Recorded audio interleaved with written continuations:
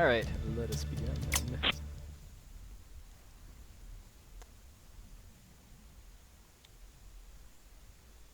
So I'm gonna have to remember that the Skype call is on a slight delay from the stream.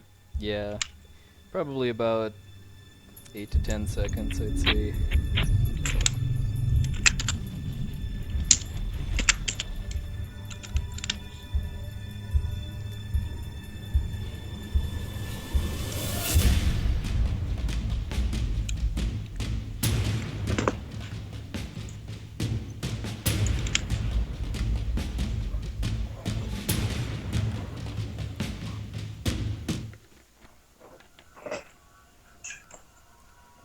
And I hope you guys like the music too, because my older brother wrote it. Oh, nice. Yeah, he did all the audio work for this game. So was literally all the development done in-house then? Yeah, it's a company of about 15 people. So my brother's actually part owner. Let me actually kill my, yeah, there was a little bit of lag there, so let me kill my web browser and some other stuff. Some other non-essentials.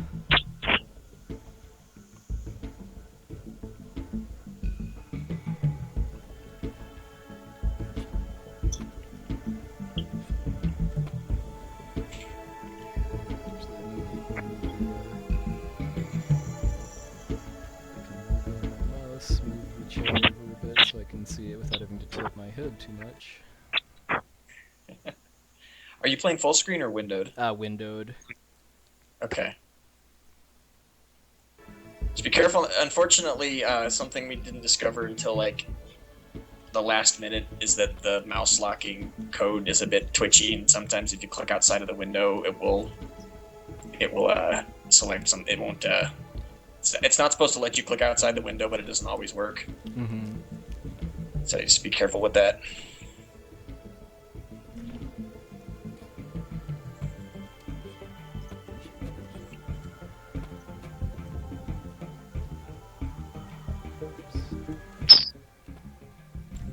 No, you're supposed to jump on it. There we go. Oops. I'm not really used to doing keyboard movement controls yet. Usually if I'm playing a game with a keyboard, I just set it up to use the arrow keys for movement. Well, you can do that. You can, just remap. So, yeah, you can remap your controls if you want to. Yeah, I'll just try to get used to this. It's probably a little more comfortable when I'm using the mouse for stuff too.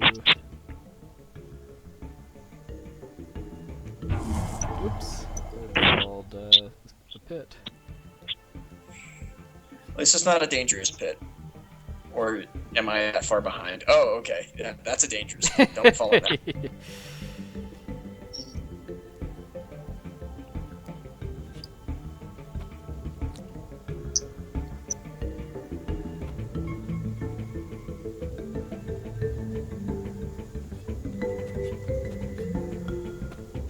Okay, that's much easier than Super Metroid while jumping.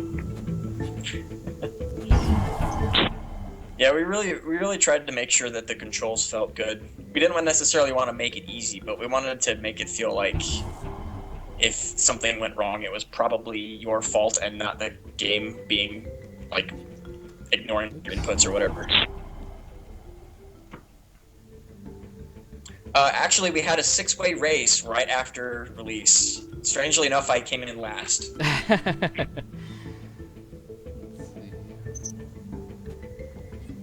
But the difference between me and the first place guy was only about 15 minutes, and pretty much everybody else on the team had actually played this game way more than I did because, like I said, I came in a bit late to the project because I had other things I was doing. Still working for the same company, but I was working on other stuff, and I got moved on to Glare like in the last couple of months.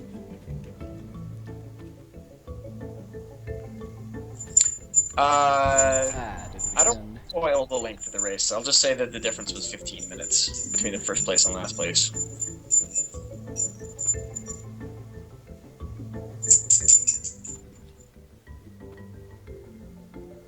You got to delay just a little bit more. Oops.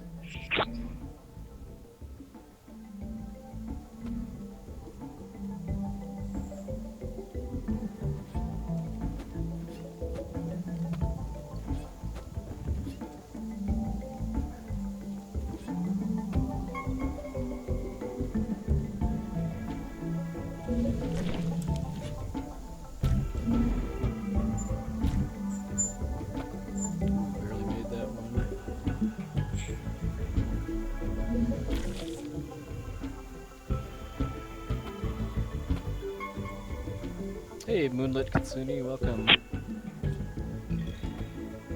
I'll be back to my normal Final Fantasy speedrunning ways soon enough. Just felt like kicking back a bit tonight with some casual fun.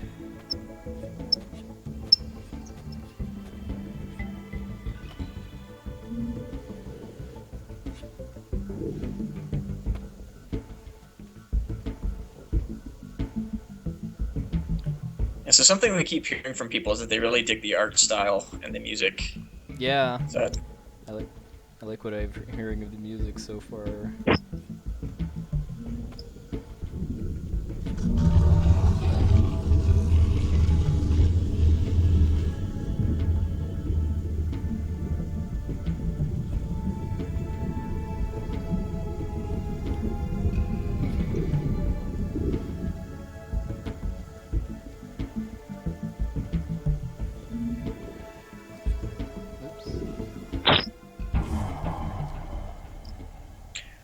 whenever you say "oops," I always am, like wondering what's about to happen. I see. I'm sure it's probably pretty rare for a first-time player to get through that section first try. Well, the only other person I've watched play through this part was Drugi, because I mentioned to him that I had a game on Steam, and he immediately went and bought it. Ah. I didn't even, and then he played.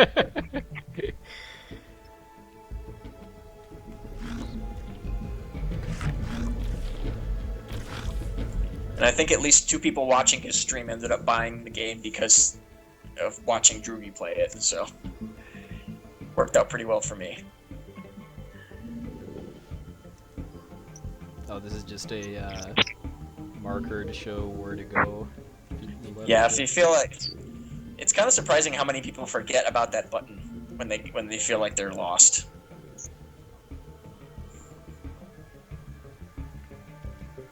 Yeah, Baron Haynes was one of the guys who ended up buying the game because of watching Drugi. Yeah, we were actually the game was featured on Indie Games for Good for about 45 minutes, but don't know how many people were watching it. Well, hopefully a few people will buy it from watching me. I suppose we'll find out. Oh, do you get real-time info about sales, or is it more just kind of like a daily report or something? I don't know, actually. I've kind of deliberately not tried to worry too much about the sales numbers. I'm more worried about how many people actually like it. But I mean, I guess I should probably find out about the sales numbers, but I don't even know how I would do that. I probably can't do it myself. I'd have to probably ask somebody who's got a Steam account with more access than I do.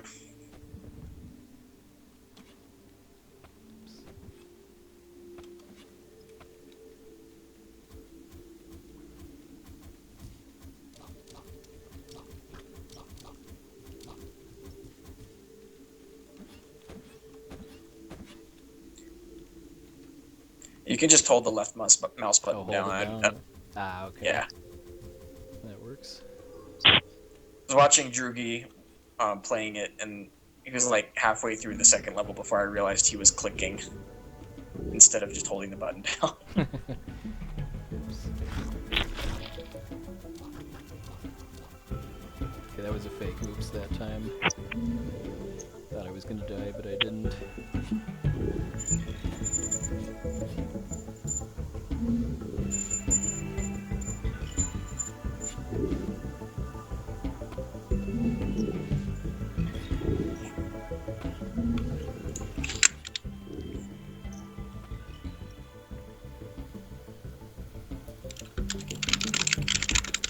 Wooligin's asking if you can die from falling.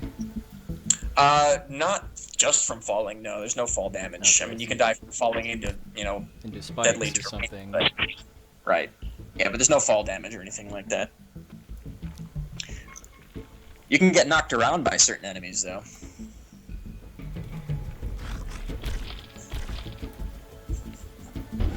Oh.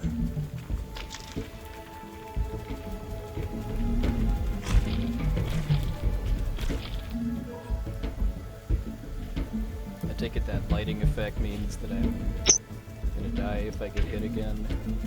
Yeah, you can take 3 hits from full health before you die, and get hitting a checkpoint refills your health, or picking up the random drops also refills your health. Oh, okay.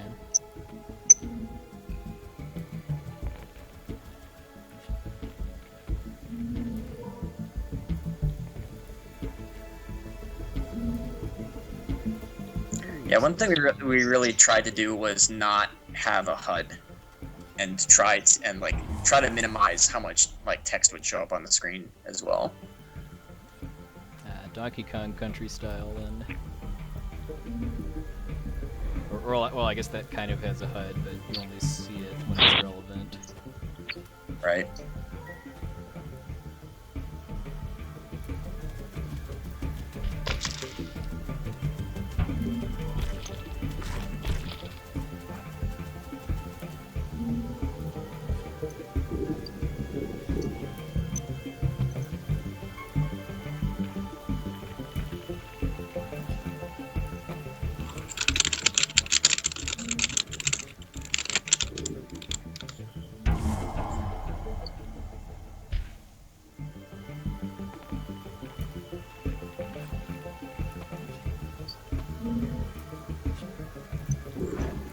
This is reminding me a little bit of Little Big Planet so far, just as far as the... Yeah, it's probably not an unfair comparison in some ways. kind of the drawing style and the way the characters move.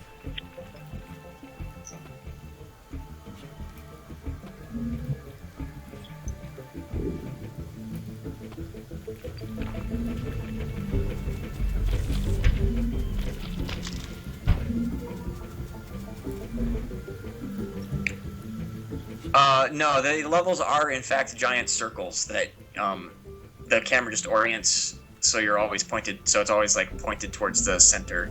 So yeah, the levels are giant cylinders essentially,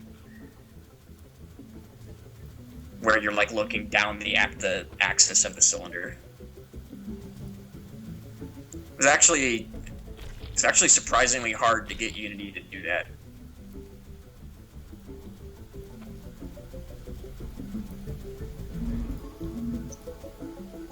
And something we discovered, unfortunately, a little too late in the development process is that Unity doesn't really handle huge levels like this all that well. It's more designed for smaller bits that like you load sequentially, but we What's can't Unity really again? Is that the kind of development environment or software engineering environment you used for development? Well, yeah, it's like the Unreal Engine essentially. Oh, You know, it's okay, gotcha. It's a game engine. It's pretty nice.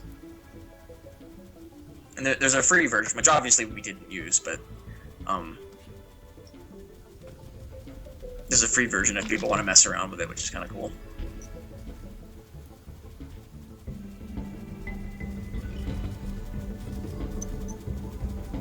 Being a rebel. I need a key or something.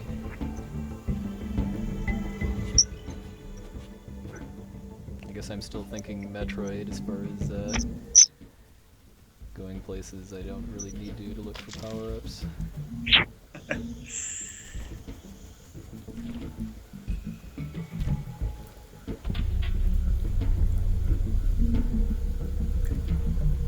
Yeah, I would say Unity's a pretty.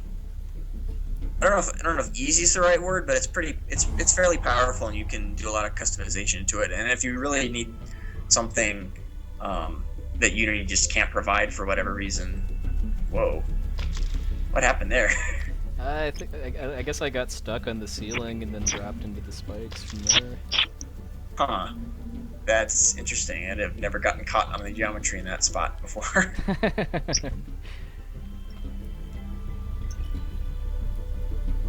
Oh, did this switch still stay pressed after I died? Yeah. The switches stay pressed after you die. I don't think you can use that as a shortcut in that spot though, because I think walking off the ledge isn't really any faster than just going back. But I could be wrong on that. Never bothered to time it.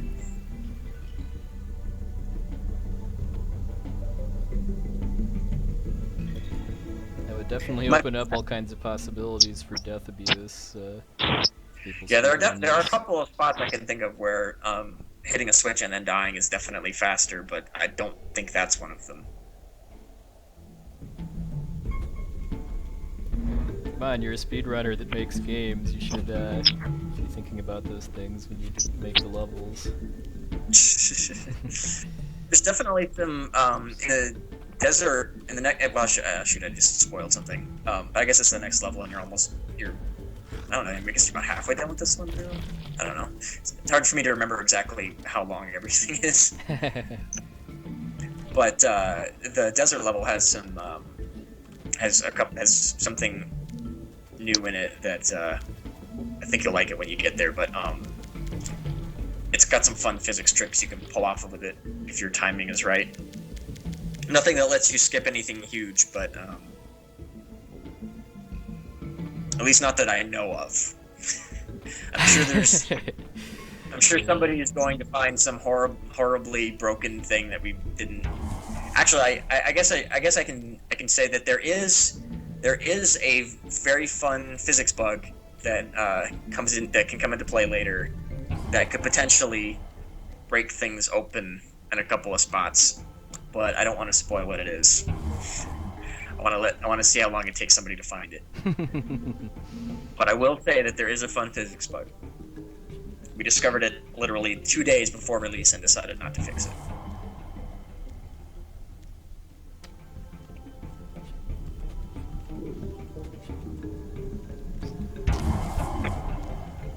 Walls are spaced a bit farther apart than I'd like.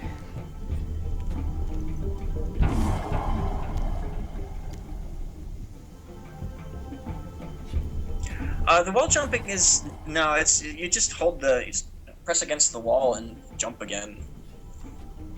It's not like Super Metroid. I guess I have to admit I'm a little confused why you're having so much trouble with it, to be honest. Yeah, given that I've done it before, I mean...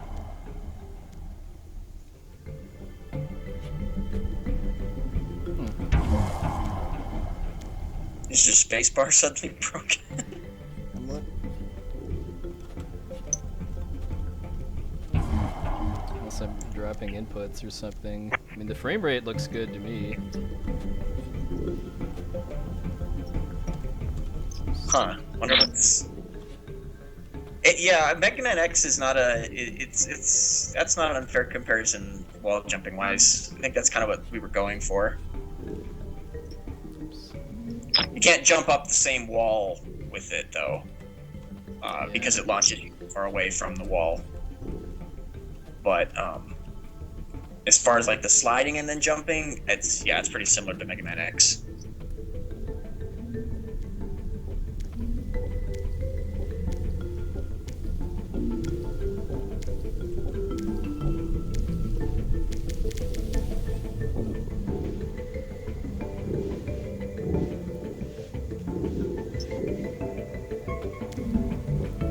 I like the marimba, or what's coming in music now. Yeah, one thing that they spent a fair bit of time on was the way the music works. Because there's actually like 5 or 6 different music tracks that are all playing at the same time, but they're like constant volume depending on what's like where you are and what's going on. So I would say it's a bit like Banjo-Kazooie. Like as you walk through the level, the instruments shift. It's kind of a similar idea. But there's like combat music that fades in when there's a bunch of enemies on the screen. Like certain areas have different tracks that change in volume. Other stuff like that.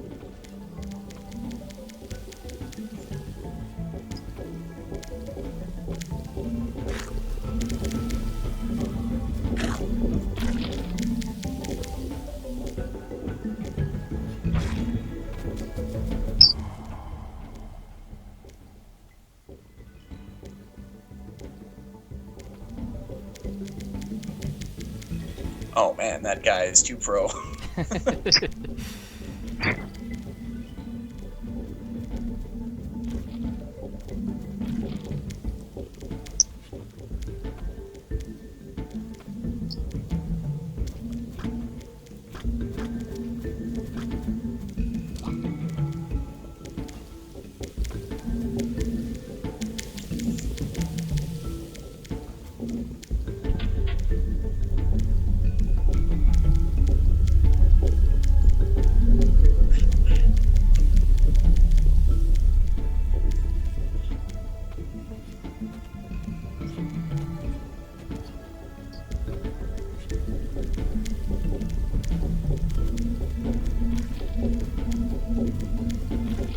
Are these enemies just kind of spawning at fixed intervals then, or is it more when I like touch a spawn trigger or something?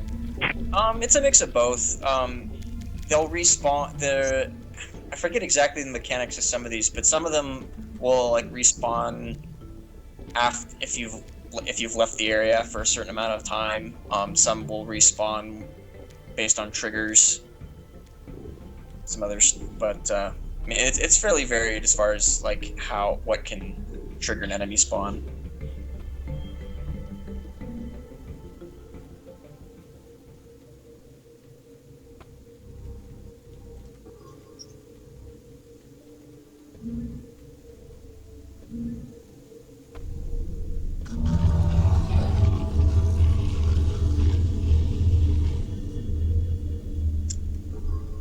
Probably. I'd have to talk to my brother about that, see what he wants to do. Yeah, I imagine if this ever gets into one of those humble bundles, people that do that would want to have the soundtrack to release with it too.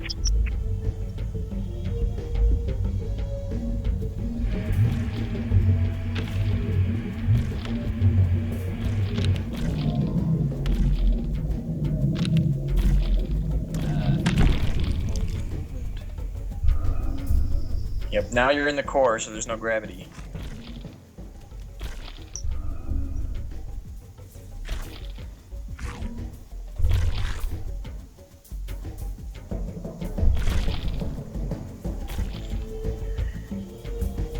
Yeah, through most of the development, we had the phrase "WODs and a fucking mouse" written on the conference room whiteboard.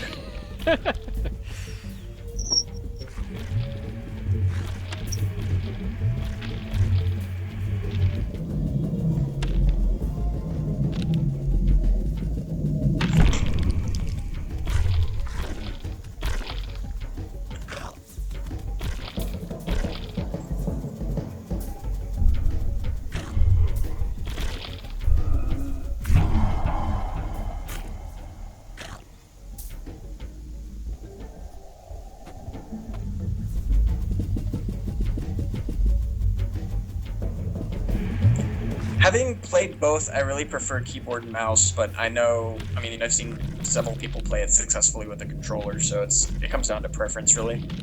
I mean, I'm more used to playing with controllers, so I'd probably dig that a little better, but I don't have a controller that works, so mouse does. I'm kind of getting the hang of this, though.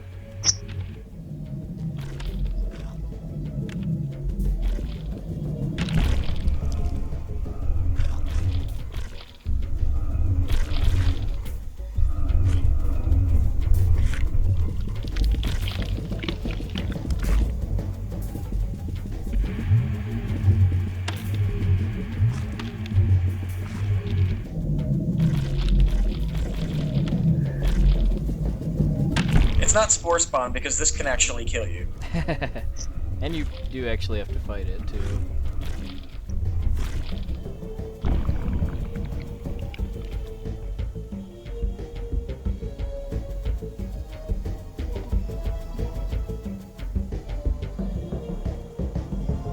Is that the first level, then, or is there more? Yeah, that's the first level. Hey, Ice Noise.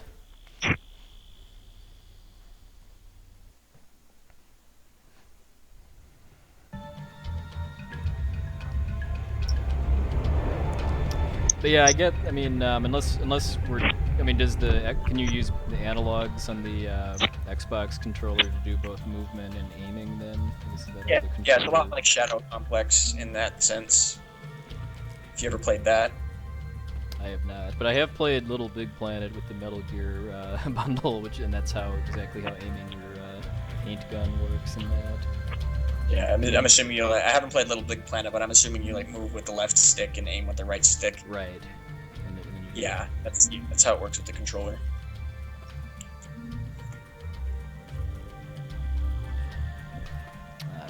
grappling hooks here, basically.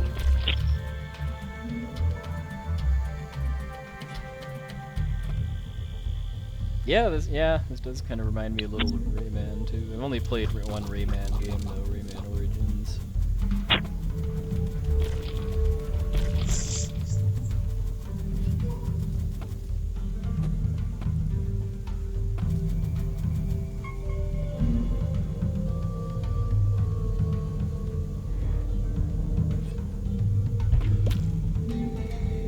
Yeah, so I will say that this is what these grapple points is what I was referring to with some of the fun physics tricks you can do. Yeah. No huge breaks with this, but if you can time it right, you can jump off while you're still swinging towards it, and it gives you a big old speed boost. But it's actually really hard to do. Oops. And it doesn't let you skip anything significant, but it does let you. If you can time it right, it can let you like launch yourself across a pit or whatever. That would normally take you a bit longer to get across. So is this your company's first Steam game then? I guess. First Steam game, yeah. Okay. Yeah, I mean we've released a bunch of mobile stuff in the past, but yeah, because most of what I've heard you talk about working on before has been Android or iOS stuff. We're still probably going to do some of that, but we wanted to get a desktop game out too.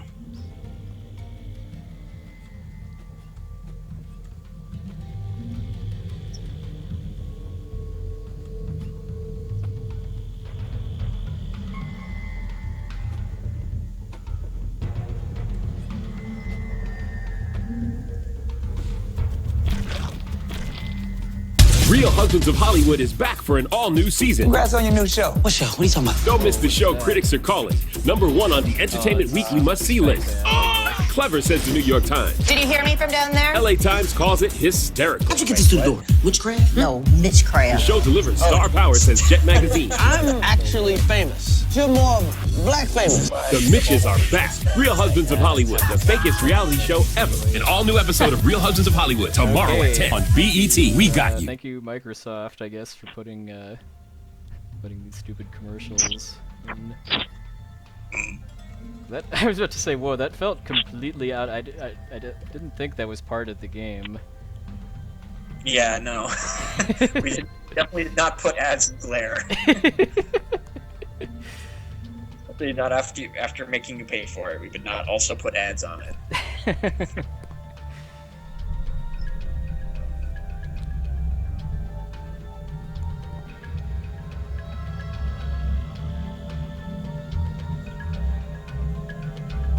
Orange is Delsum. Okay, this Orange, one I'm not green, feeling. relieves cough with a time-release formula that works for 12 hours per dose, up to twice as long as Robitussin. Wait, it did another one? Yeah, it started God, another yeah, one. really? Jeez. I thought you were talking about an enemy for a second. Well, at least we're getting some stress test on clicking in and out of the game. Yeah, well, I mean that's not broken. We know that works. It's also why I definitely prefer playing Steam games windowed too, just because going in and out of a full screen game tends to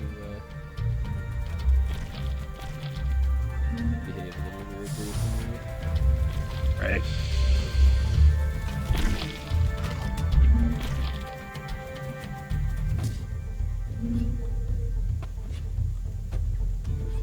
Now it's hiding my chat window on my screen.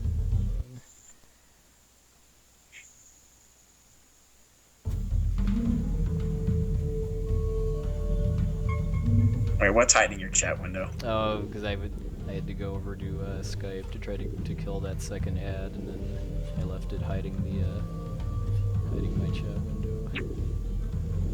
Ah, okay.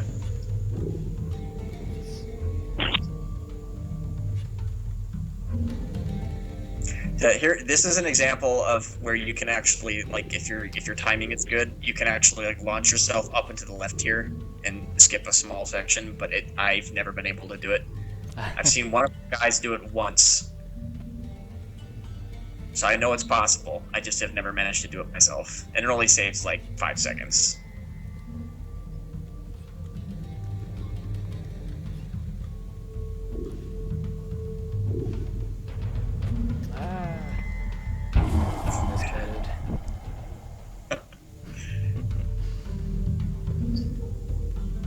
I know, why? I should be getting ad revenue if there's gonna be stupid voice ads on my stream. Hey, I didn't say I wasn't gonna try to learn it. I'm just saying it's not like some huge giant skip. It's the kind of thing I'm pretty sure you could get with enough practice. It was mostly like, I wonder if you can do this, and then one of the guys managed to do it after like 4 tries, so it was like, okay, you can do this. Interesting. How many, like, how long was the playtesting cycle? Well, the game was mostly, like, the levels themselves were pretty much completed, I'd say, like, gameplay-wise, I'd say probably about 2 months before release, but then they went through a whole lot of polish. Like, the first time we did a full playthrough, like, the last half of the game was basically just, like, bare bones gameplay, like, ugly textures, no decorations. The shape of the level was there, and that was about it. So they managed to get the game pretty polished up in those last couple of months. I don't know if there's any useful out of bounds. I do know that there's one spot in the 3rd level where there's a geometry hole, but it only would take you backwards. So it wouldn't surprise me to learn that there were other geometry holes, but that's the only one I know of. And we only discovered it because my friend Chris is a madman and was like, I wonder if I can climb this wall. And like managed to do it after like 10 minutes, and then discovered that there was that the wall wasn't as solid as we thought it was, but he wasn't able to do it again. Like, even though he tried for like 5 minutes to do it again, he couldn't do it. So it's like, not only is it incredibly difficult to do, but it's not even useful. But it wouldn't surprise me to learn that there was another one somewhere. Oh.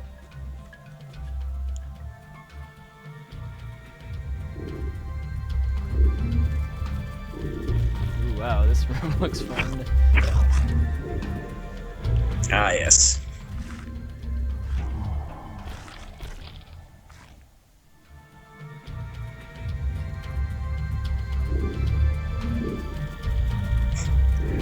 I was kind of waiting to see if you died or not, because during our 6-way race, every single one of us died in this section.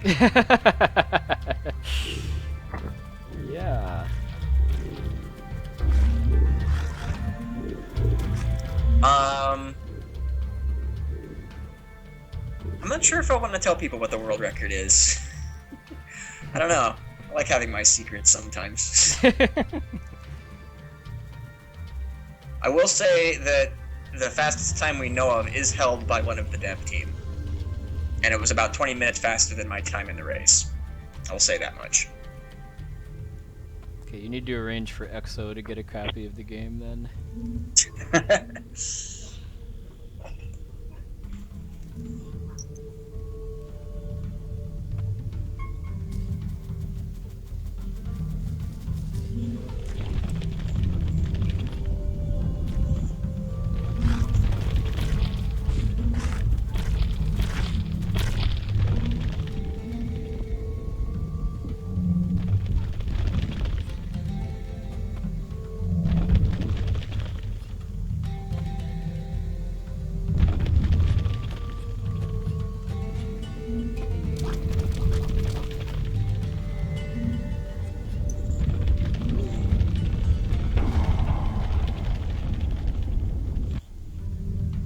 Okay, so those worms aren't insta-kills then. Nope.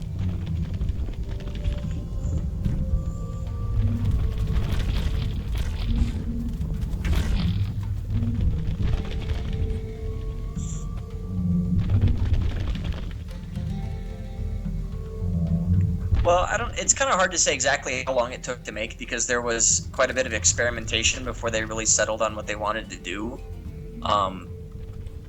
But like once they decided like the core gameplay mechanics and started working on it, they'd already been using Unity for a little while by that point, just to kind of get the ins and outs of it before deciding what they could actually pull off. I want to say from like the point at which they just, like I said, the point at which they decided what they wanted to the time of release was probably about 7 months. So they kind of started with saying, well, we want to do a desktop platformer game, and then Yeah. go from there on how to make it unique. Yeah. Like, it's kind of funny because the game was... they actually decided on the name Glare very early on, but the actual Glare mechanic that you're using didn't come into play up until later. Like, they knew they wanted to do something having to do with light and with, like, this idea of, light versus shadow that is going on here, but the actual mechanics behind it didn't actually come in until later in the dev process.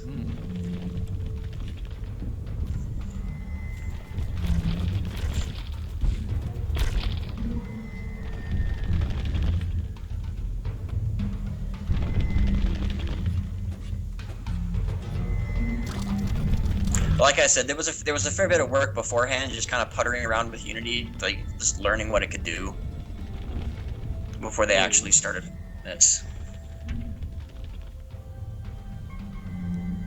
Yeah, this is actually a really hard section. Yeah. When the first time I actually played through this level, once they had laid it out, I got stuck here longer than any other part of this level. So I'm not surprised that you're having trouble with it.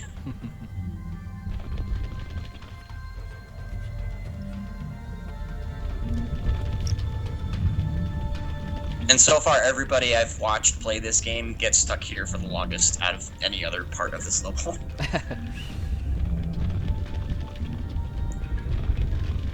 Until they, Like, I'm this sure area they probably actually all is- eventually get through just by eventually just taking it really slowly on each jump. Pretty much, yeah. You can rush through here, but you have to know the timing ahead of time, otherwise you're just gonna run into like every single worm and die really fast. But it is very possible to do this area very rapidly if you know what you're doing. And it would look quite cool to do it too, I'm sure. Yep.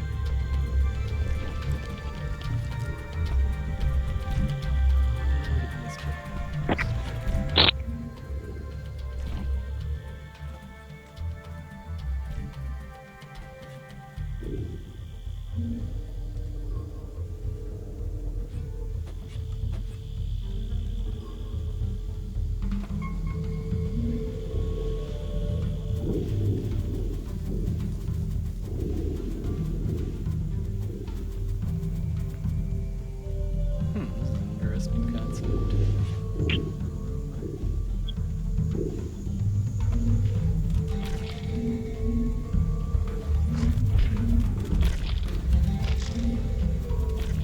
I forget, did you say you did the level design too, or just the kind of physics and stuff? No, I didn't do any of the level design. I did, testing of levels, certainly. 'Cause pretty much everybody did a bit of QA, but I didn't do any of the level design, though. I did manage to save one of the more interesting entities, though, because it almost got cut because we couldn't get it to work correctly. Like, the last minute, I managed to figure out how to make it act in a way that didn't look terrible. It actually looked pretty good, so... That's my big contribution, is I saved something interesting from being cut. Achievement unlocked.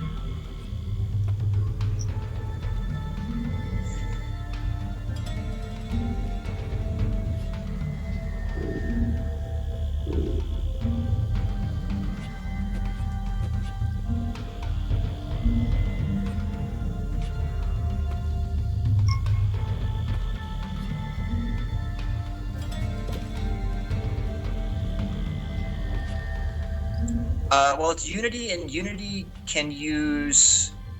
it uses Mono, which is basically C#, but you can also write in a dialect of JavaScript or Python if you want to. It's not quite JavaScript or Python because it's both Java... Here, I'm going to slip into tech talk here for a second, but both JavaScript and Python are dynamically typed languages, and Mono is not dynamically typed. So while the syntax for JavaScript and the JavaScript and Python dialects is very similar, you have to statically type everything.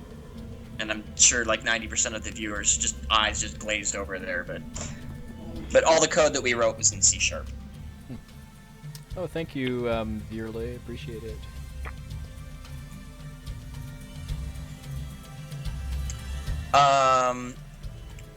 Well, I think it took Droogie about, I forget how long it was, somewhere between 3 and 4 hours, but Droogie rocketed through this game pretty fast. What is Droogie speedrun again? I want to say it's like Metal Gear Solid 2. FPSs mostly. Metal Gear Solid 2 and Half-Life are the two that I know he does. I'm not sure what else he does.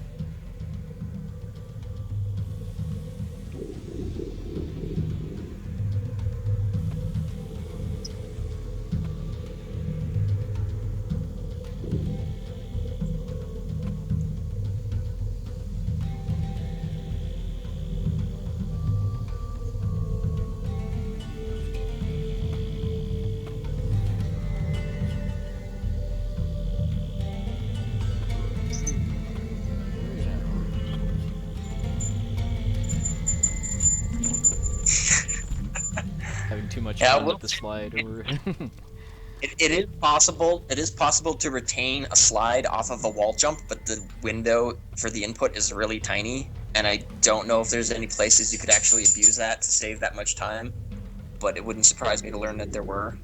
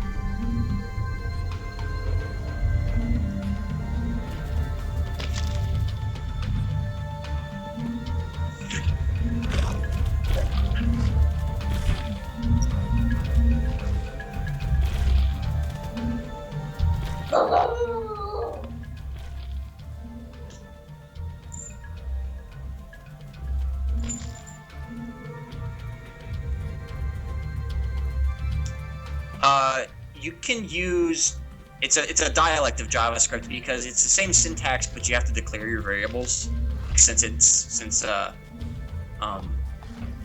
compiles to mono, which is statically typed, where JavaScript is dynamically typed.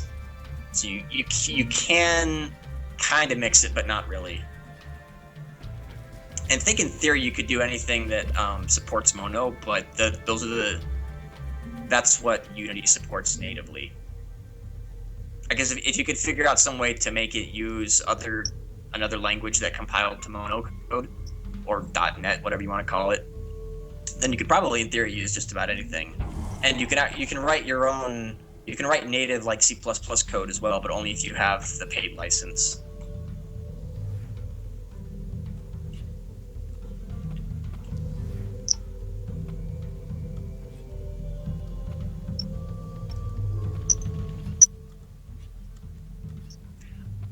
I guess you could use Java in theory, but I don't know of anything that would convert Java into .NET code. Although it wouldn't surprise me to learn that if it was possible. I just don't know of anything off the top of my head.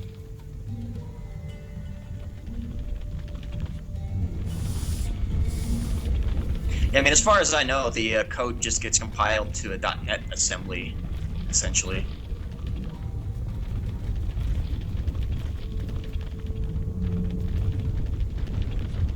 You know, barring anything like the native plugins like Oculus Rift actually has support for Unity. That was actually my first experience with Unity, was trying to get the Oculus Rift working, so that was an interesting time. Fortunately, it doesn't really work very well with this game. I was able to get it to work, but not like in a way that I would actually want to release it. It didn't look very good. I could probably get it to work with if I had, if I spent a few weeks on it, maybe I could get it acceptable. But I don't know how many people would actually play this game with an Oculus Rift, so I don't know if that'd be a good use of my time.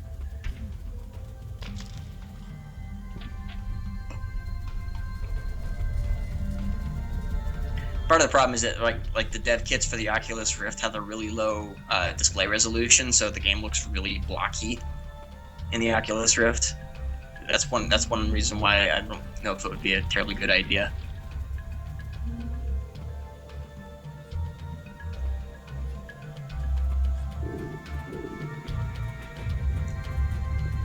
Oh, no, it would definitely still be this kind of viewpoint. It would just be in 3D.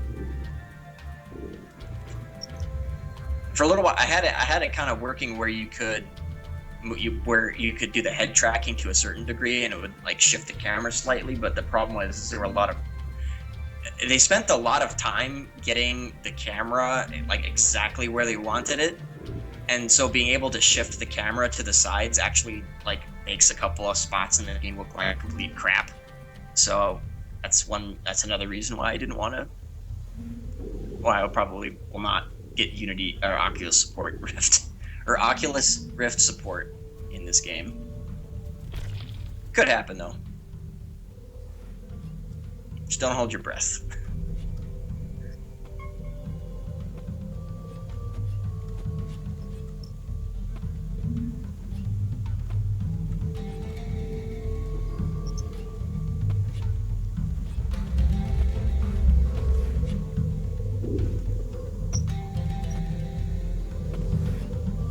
Something I definitely do want to add when I get the time though is an Iron Man mode, Iron Man mode, or whatever you want to call it. Basically, it would send you back to the beginning of the level when you die. Ooh. So it'd be good for individual level runs because it would reset the timer as well. Because the game has an in-game timer, and it shows you your best time for each level.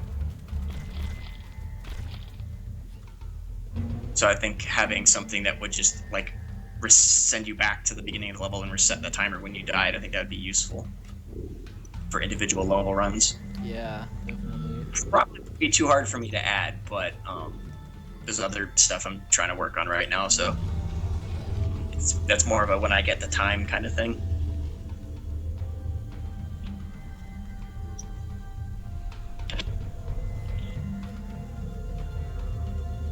Do you see yourself making like add-on packs with more levels or something if the game sells well, or would we more be talking like sequels? Well, it's very much up in the air what's going on next, like just in general for the company. We have some more projects we want to work on. We're trying to figure out which ones we want to work on, so I can't really say anything else. Not only because I'm not very sure about exactly what's going on next, but also even if I were, I probably shouldn't talk about it. Trade secrets. Yep.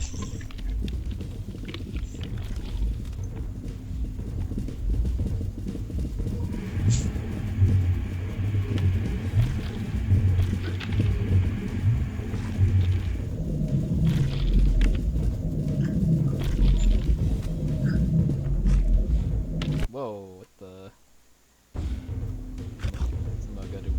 My browser just came up with an ad. I'm blaming Skype again.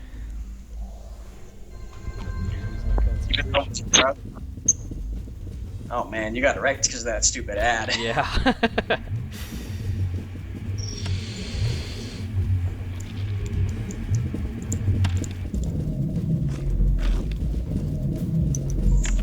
This must be kind of new too, because I mean it has been a while since I've had like a lengthy Skype call on one of my streams, but I don't remember having like ads that played audio or that forced my browser to open web pages.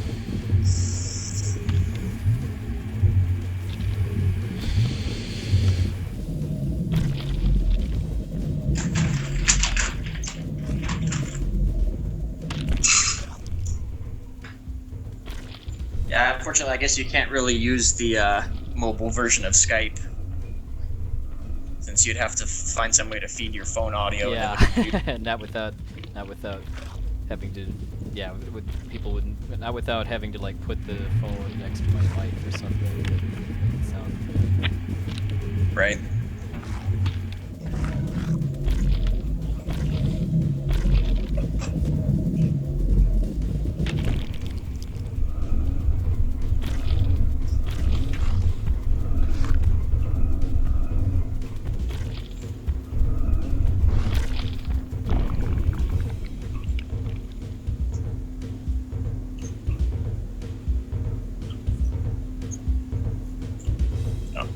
I was worried you were gonna die for a second there.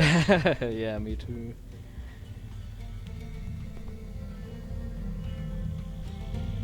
Yeah, I don't know the game well enough to recognize when I've actually started destroying the core, so getting the achievement was the cue for me.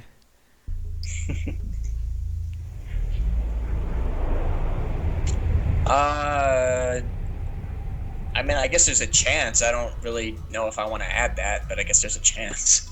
Hard mode, basically. Yeah.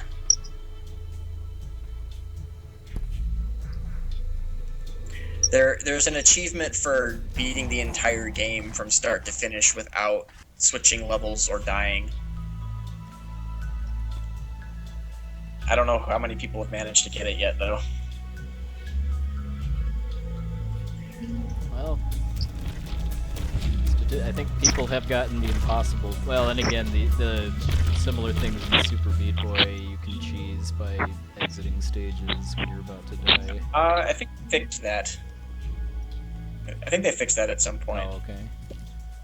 But I'm pretty sure beating this game without dying is easier than getting Impossible Boy. To be honest. Yeah, if you're not able to cheese it. Impossible. Well, no, I mean, even I'm saying beating this game without dying is probably easier than getting Impossible Boy, regardless of whether or not you cheesed it. Well, I guess it might have. I don't know.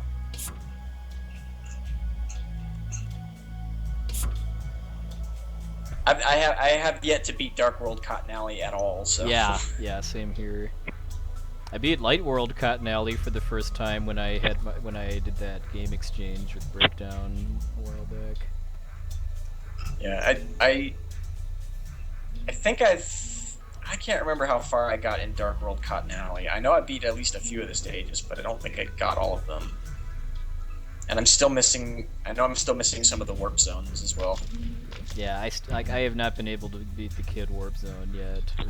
I can't even remember. Well, I know I've gotten past the first stage of it, but not the second one. Right. Well, I've beaten all the warp zones I've found. I just haven't found all of them.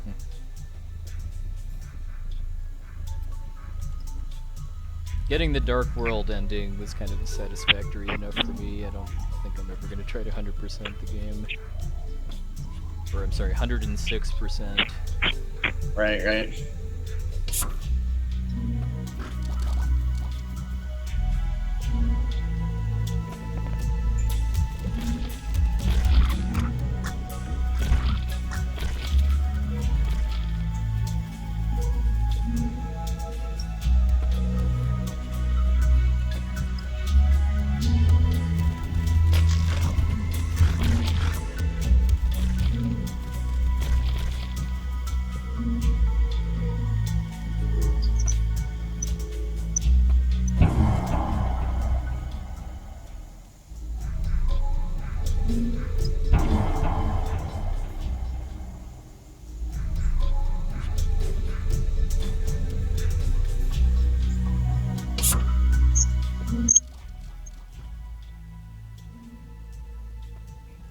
Yeah, like I said earlier, we tried really hard not to break the flow,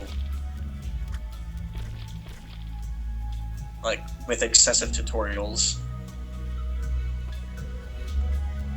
Like, we tried to take a page from Super Metroid. Yeah, yeah. It just kind of drops you into a situation, and you figure out how to get through it. Not necessarily in a way that's like risky or anything like that. It's like, oh, this is how this works, and then when you get to a part where you actually need to be good at it, you've already had some practice. Yeah, because when I was playing Super Metroid right now, I definitely appreciated that style of tutorial where I mean, yeah, it's not hard or anything, but you do actually have to think a little bit instead of just doing what the text box tells you to do.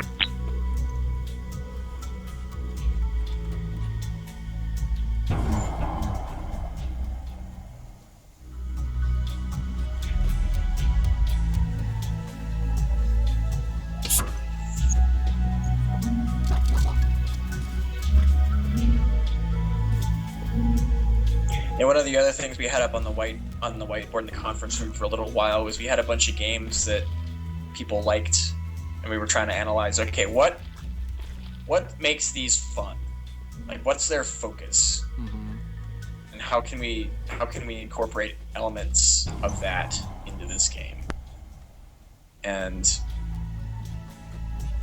so I think just trying to think about what makes the games we enjoy fun really went a long way to making sure that the mechanics in this game were fun. Yeah, definitely looks like it worked. Cause yeah, I mean, I think the pacing for this game is really good as far as kind of layering mechanics on top of each other without it feeling too overwhelming.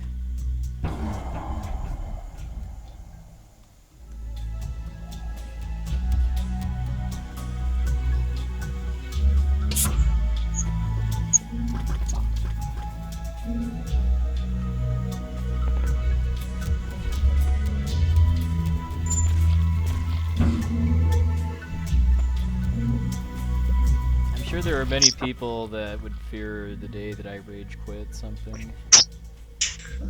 I'm trying to imagine you raging, period. I just can't.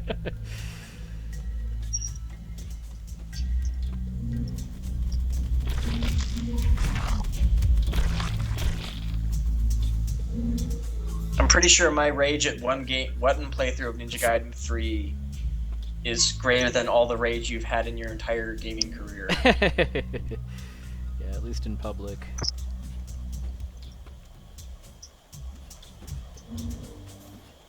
Oops.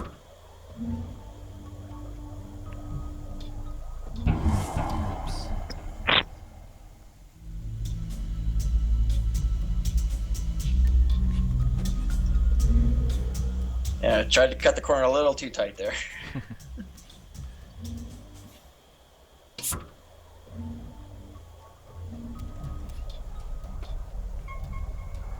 Yeah, that probably would be a sign of the apocalypse. Cats and dogs living together, coaxial raging. The video games, no less.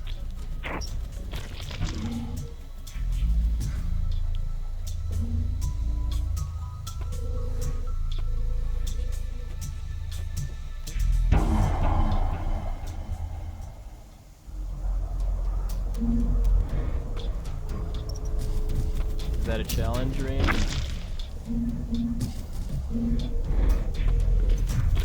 Cause hey, I did a first completion of Ninja Gaiden 3 on stream of like a year or so back to test if what exactly could get me to rage, and Ninja Gaiden 3 failed.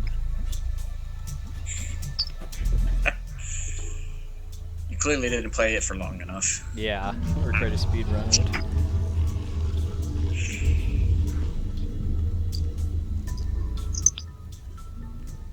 I still have yet to get a death low percent run of that game. Of course, I haven't played it since AGDQ anyway. I've not done nearly enough speedrunning this year. Because I mean, basically, other than like marathon practice, I haven't really done any speedrunning of note. I've just been busy with work stuff, or just the mood hasn't struck you lately? I don't know. I mean, I guess maybe it could be a motivational issue. Maybe. I mean, pretty much every speedrunner I know kind of goes through cycles of feeling motivated to do runs and not to.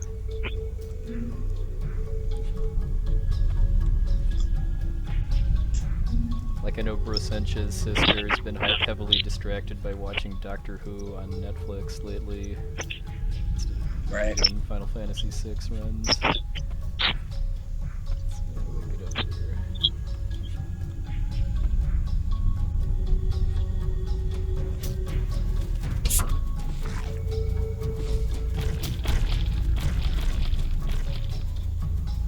Oh, it's your fault. Okay. As long as you're coming clean. Wait, whose fault? What now? Brosench's fault for getting his sister hooked on Doctor Who. Oh.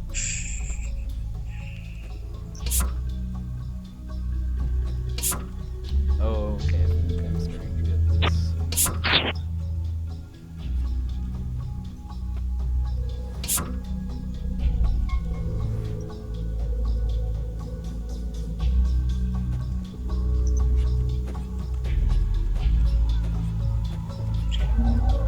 I keep having to bite my tongue to not tell you how to do something. Yeah. Yeah.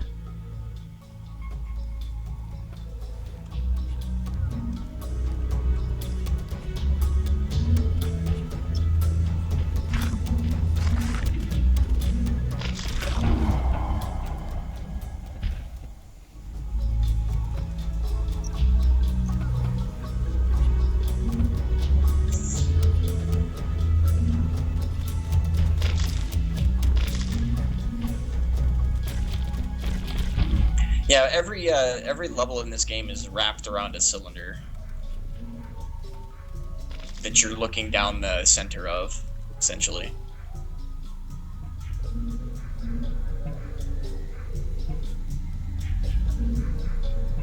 Which, like I said, was surprisingly difficult to make Unity handle properly.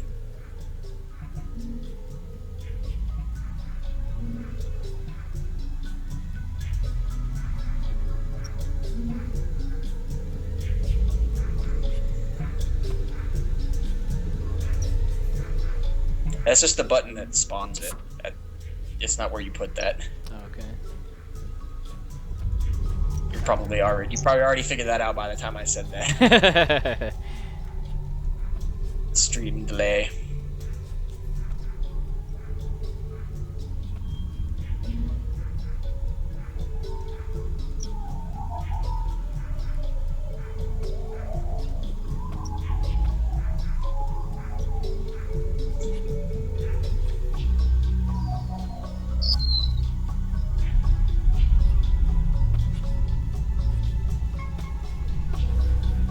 I wouldn't say it's a torus, because that would imply that you could wrap vertically too.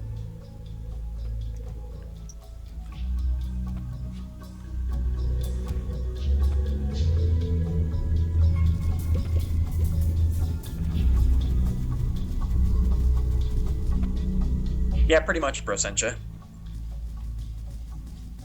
Interesting. So it's literally a You can stand on the ball, but I don't know if there's any. I don't think you can skate off of it like you could in like Half-Life 2, because it'll push you out of the way very quickly.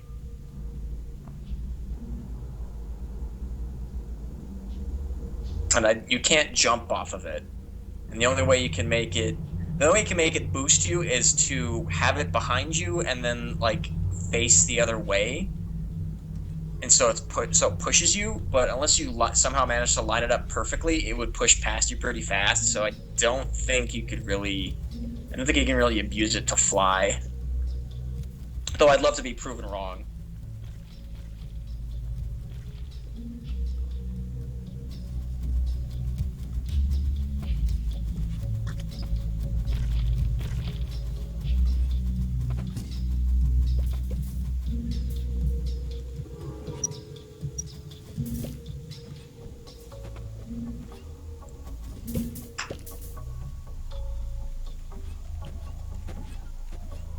There is a physics bug, like I said, though, that could potentially skip a couple of big chunks of the game, but I don't want. Yeah, we need we need some speedrunners to figure that out.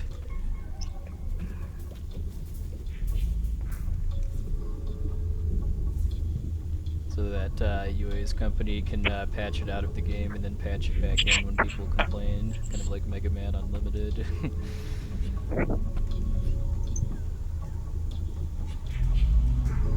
Yeah, well, like I said, that we found that bug like 2 days before release and pretty much deliberately decided not to patch it. So I don't think we're gonna patch anything else unless it's like makes the game crash or something. Is there much effort required to do a patch for a Steam game? Because I know there is for an XBLA game, which is why like there's some bugs I'm in the not sure I can XBLA actually version of tell you Super that. Meat Boy that never got patched. Yeah, I'm not sure I can actually tell you that, unfortunately. I'm not sure what the. I'm not sure. I don't even know if we have an NDA with Steam, and if it is, I don't know what it. If we do, I don't know what it covers. So I'm just gonna be safe and assume it covers everything. 'Cause I just remember the Super Meat Boy developers talking about that during breakdowns around at AGD2. Yeah. Well, that was Xbox. That was a bit different. Yeah. But.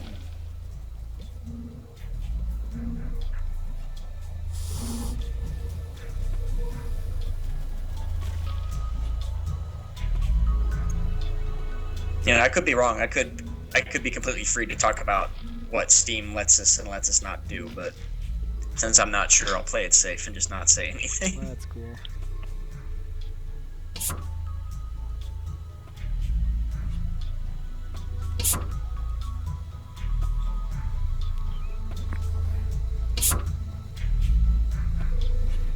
Oh. Other way.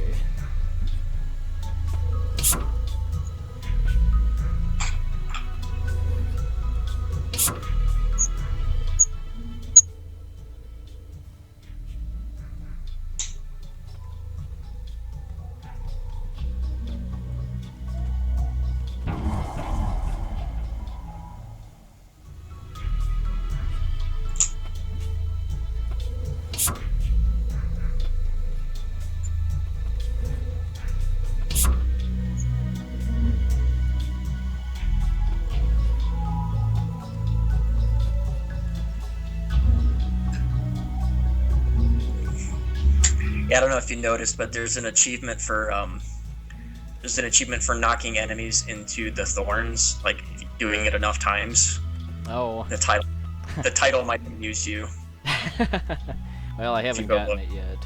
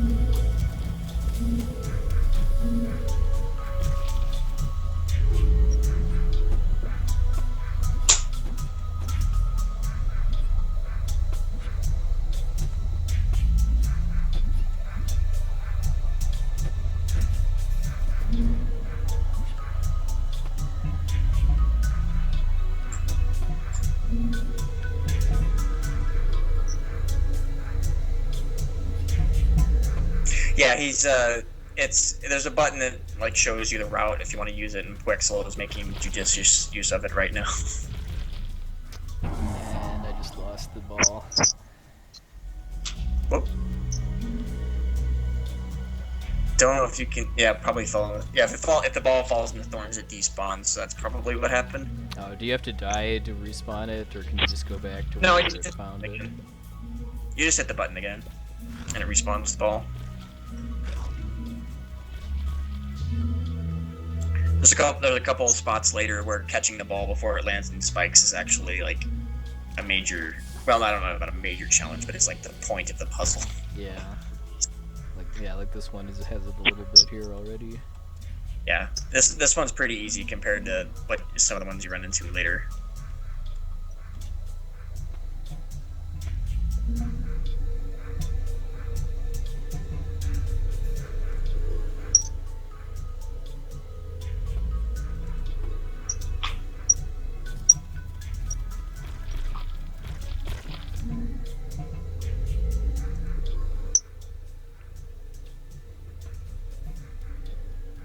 Just leave it.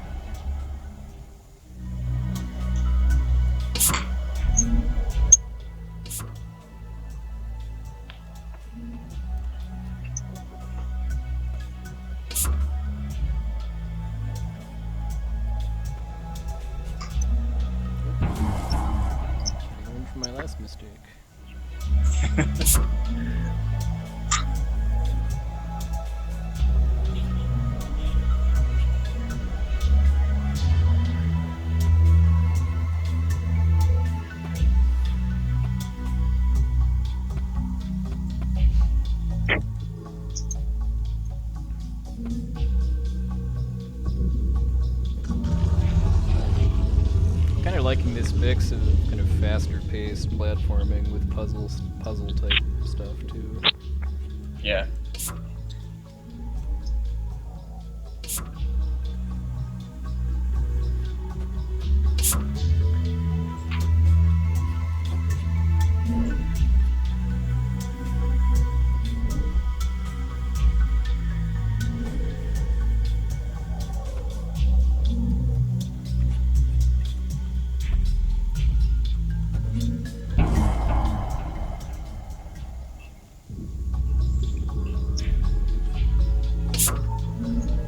And one of the things we were definitely trying to go for is making sure that the platforming flowed well.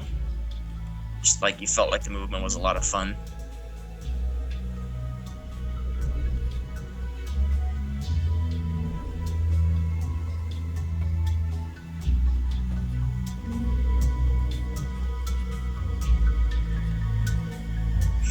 Puxel cutting those corners again.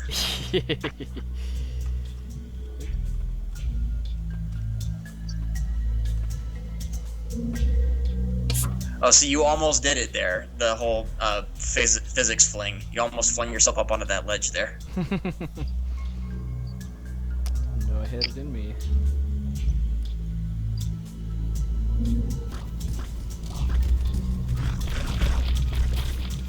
Yeah, it would have saved you like, I don't know, 4 or 5 seconds or so. There's a bunch of those all over the place where you can just like skip little minor bits of the platforming by launching yourself in weird ways. Some of them are more difficult than others.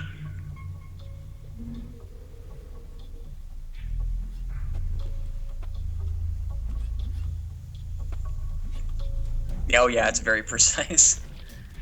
And at least, well, for some of them it are. For some of them, it's more precise. Some of them are comparatively easier.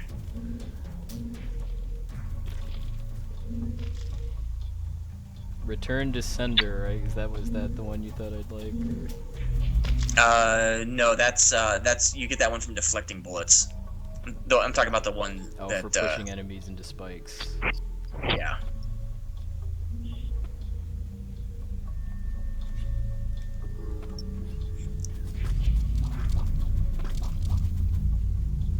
Why the sad face, Angry Panda?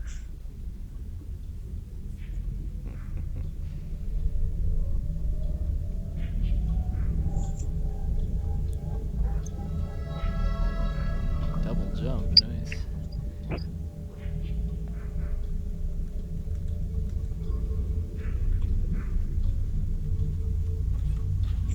I always see that face as kind of like not sad necessarily, but like I'm not so sure about this kind of face, I guess. So you get to restock your double jump when you after a wall jump. Yeah. So what I said before about Mega Man X jumping, how it doesn't, you can't climb the same wall. That's no longer true. You can do that now.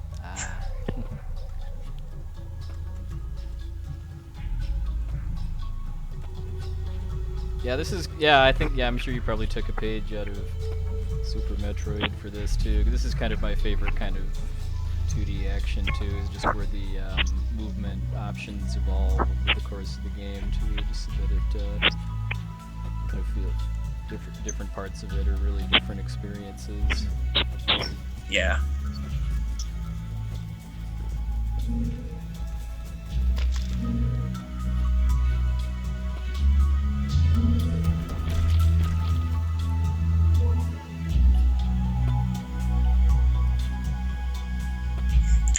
We watched somebody playing it on their Twitch stream. He purchased it like right after release and was playing through it. And he called that thing the Derposaurus.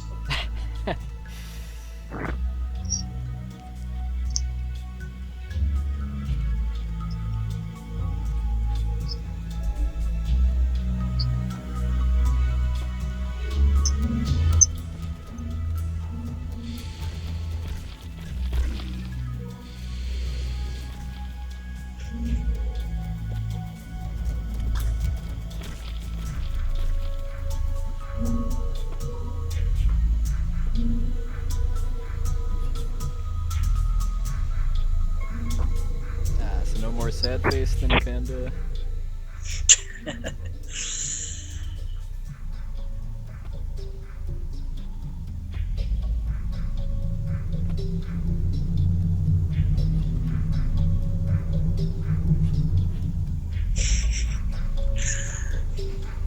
I'll definitely be interested to see what the speedrunning community does with this game.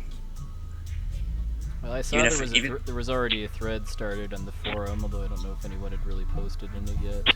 Really? I didn't see that. Where in PC games, I assume? PC games, probably, yeah. I did not see that. How did I not see that?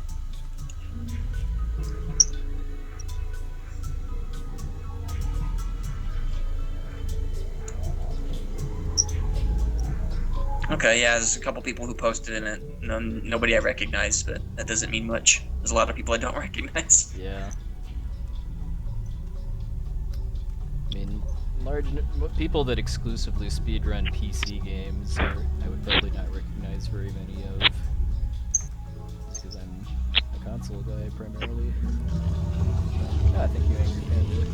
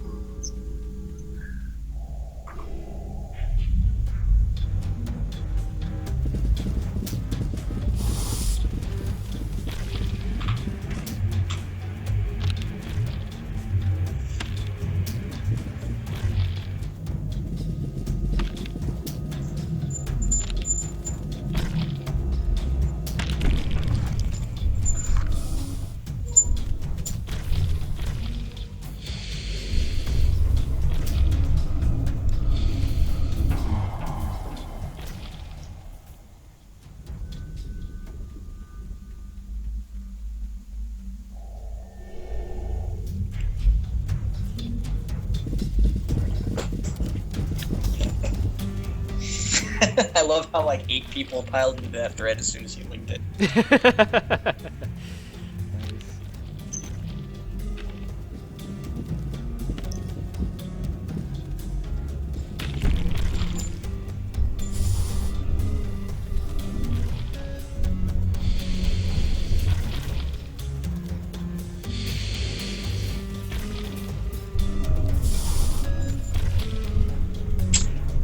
I'm not actually a lot familiar with Sonic Colors, so I can't really comment on that. I've only watched like bits and pieces of the AGDQ run, so I don't really remember what the boss fights are like in that game.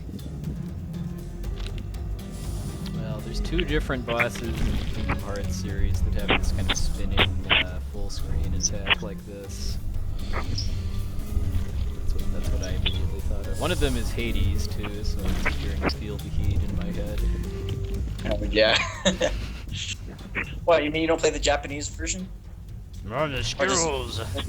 Yeah, when you Feel the Heat in Japanese, sounds like Where's the Skittles? Much better.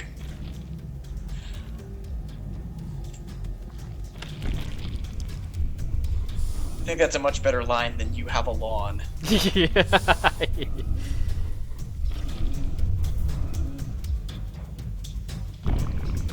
Which it sounds like is going to be making a comeback too if Essentia runs that game again for Christmas for Life.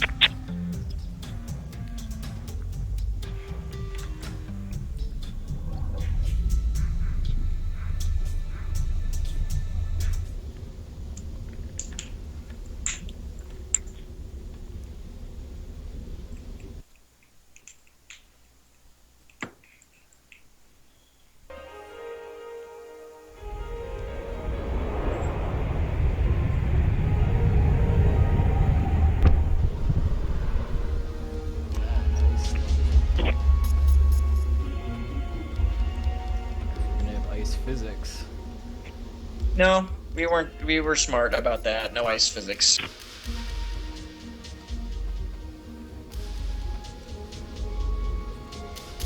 I mean, there's sliding, but you already have that. So.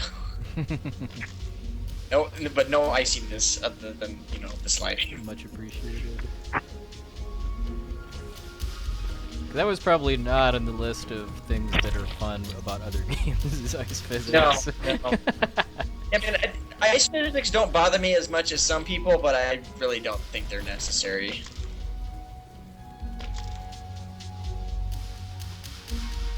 Yeah, there's I would ways to probably- I mean, there's ways to have challenging platforming without having like the controls be part of the challenge, I guess.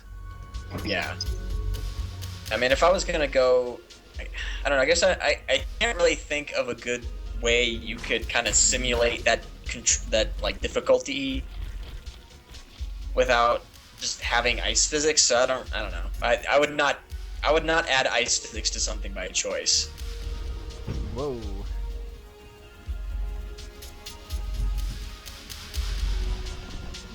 You met our good friend the Bash Beast. What did you say this is called? Internally, it's called Bash Beast. I don't know if we have a proper name for it.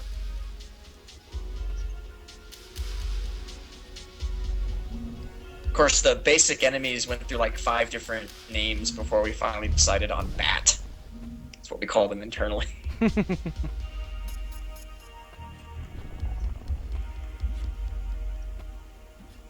Whoa. Kicked you without hurting you. Yeah, that was surprising.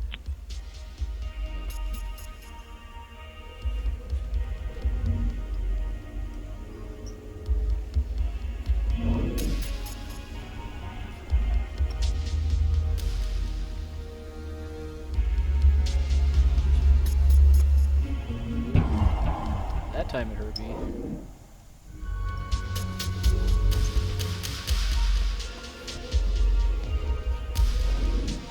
Oh dear. Woo! Salvage that one. Oh man. It's close. Clutch jump there.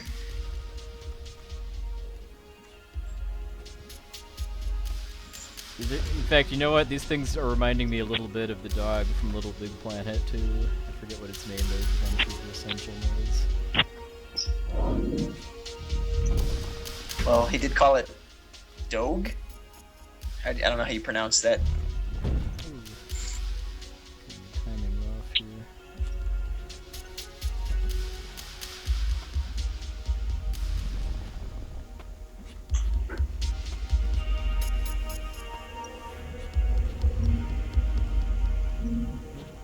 Got to double jump. I'm just gonna say Doge because I can't really think of any other way that would make sense. That time I remembered to double jump, but it was at the wrong point.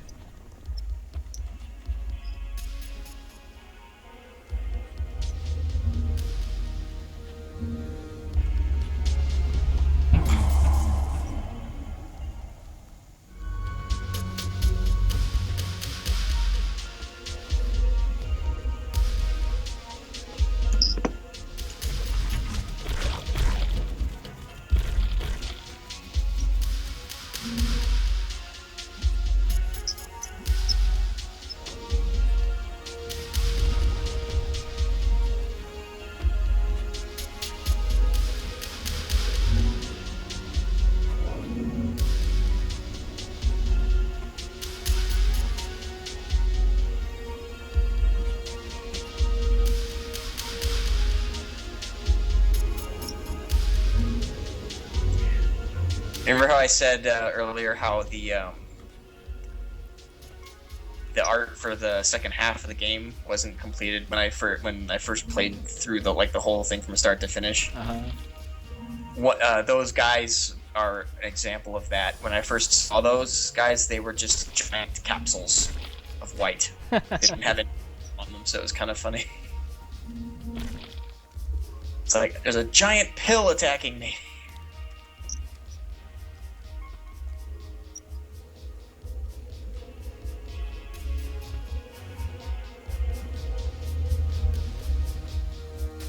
That's not quite how you're supposed to do that, but I guess it worked. the jump before the checkpoint, I mean.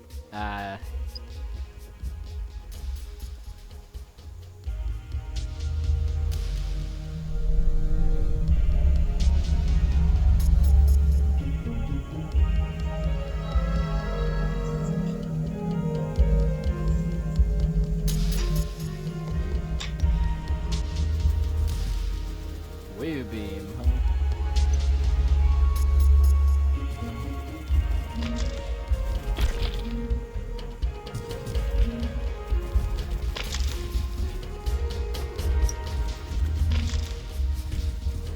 It's hard to say what my favorite music in the game is, but I'm pretty sure this is Up there. up there. Yeah, I don't know. I like all the music in the game is a thing, and I'm not just saying that because my brother wrote it. I really do enjoy all the music in this game. Yeah, because I do like how it's both. It has kind of an ambient feel to it, but it has some noticeable melodies too. Right. And that's why I like the organic Rinstar music so much in Super Metroid, because that's one of the few tracks that actually has like a strong melody. You mean the green port, the green Yeah. portion? Yeah. Yeah.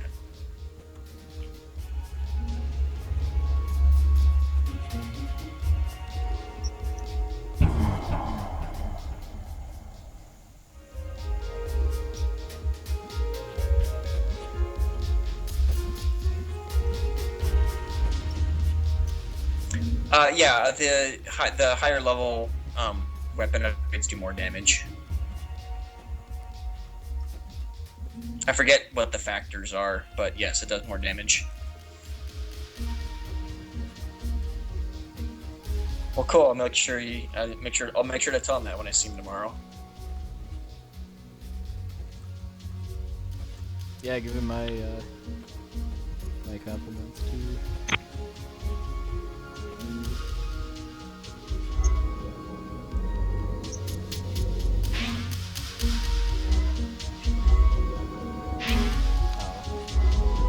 Direction I want to go. I was thinking of it more like a thruster or something.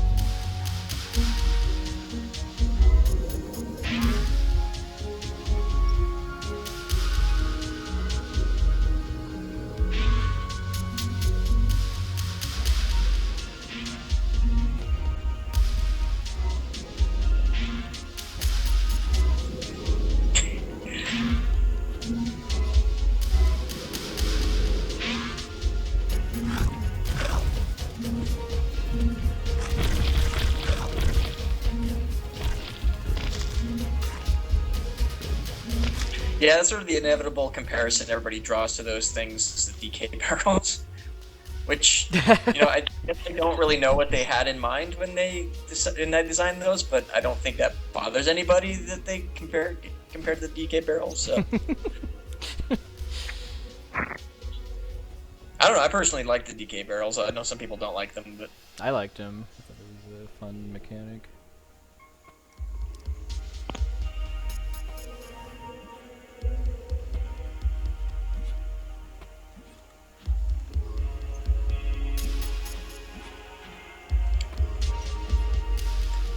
no, nothing like that combinator.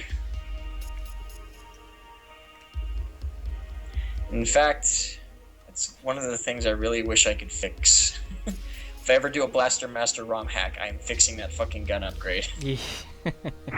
Well, and the wall sticking. Well, the wall sticking I know a Game Genie code for. That I could, like, do a run with if I wanted to, but I won't because I'm an honest person. It's seriously like a one. I found a one code Game Genie code that would make it so that you wouldn't do the wall sticking unless you were holding down on the D-pad. I'm frankly amazed I managed to do it at all, let alone in one code. Oh, Rosencho. No, I will drive to Utah.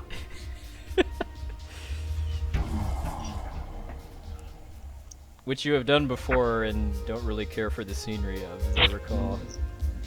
Well, it's because I went through Wyoming. Wyoming has no scenery. Wyoming is a giant hill.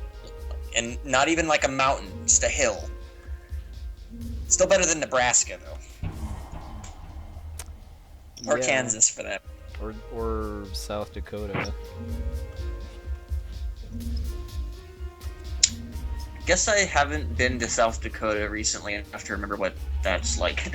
Well, the parts of South Dakota where people live are pretty much the same as like Nebraska or Kansas. I mean, the Badlands where people don't really live, is where like Mount Rushmore is and Okay. stuff.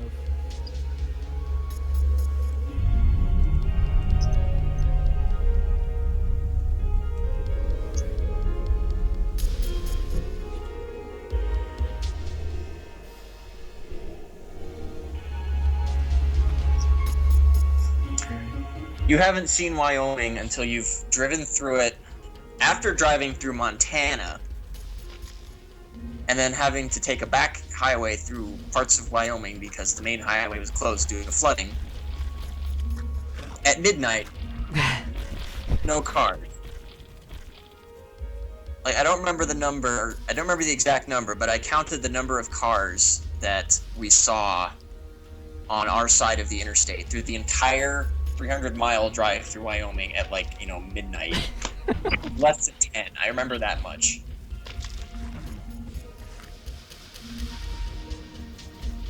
And unfortunately, the way we were driving did not take us through Yellowstone, but we didn't have enough time to stop at Yellowstone, sadly.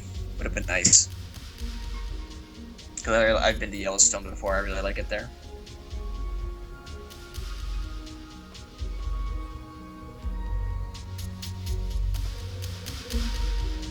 Pretty much all of my closest experiences to any kind of the Mountain West type parks has been our excursions in Utah after SGDQs.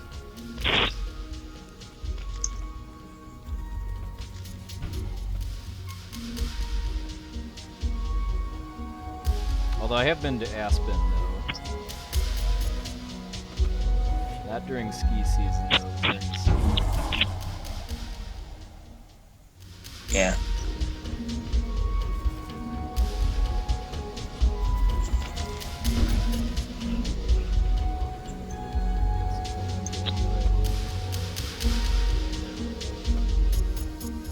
Yeah, it's just a hard jump.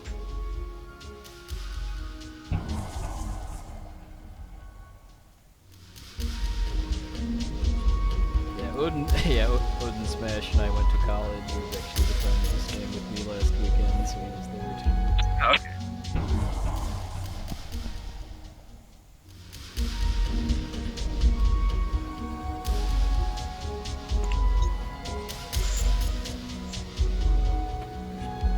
Oh, are you trying to go down through the spikes? Yeah, and I just now noticed that my light doesn't go further down there, so yeah, let's try going left instead. Okay, I was trying to figure out if you were just like messing up the jump, but then I realized, wait a minute, he's stopping in midair. I think he's trying to go the wrong way.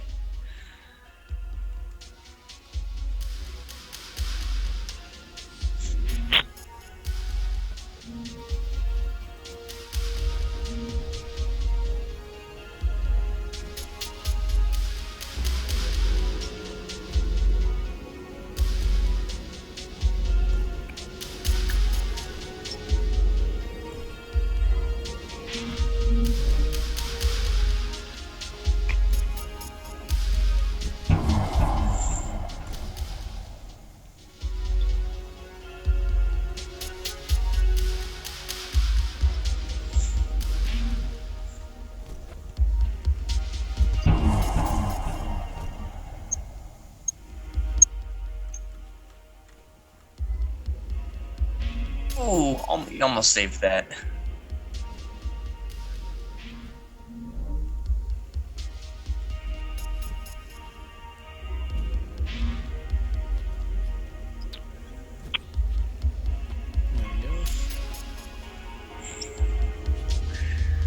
Hey, I didn't do any of the art or the level design for that matter, so shut up.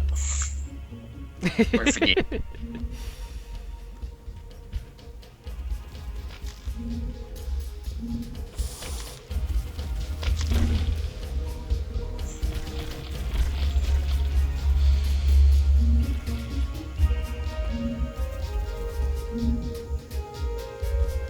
Tumbleweeds.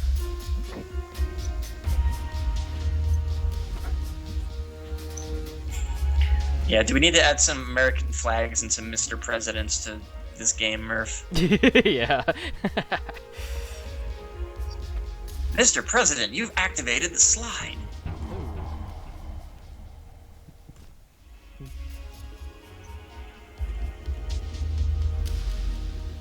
That happens to everybody their first time in that jump, so don't feel bad.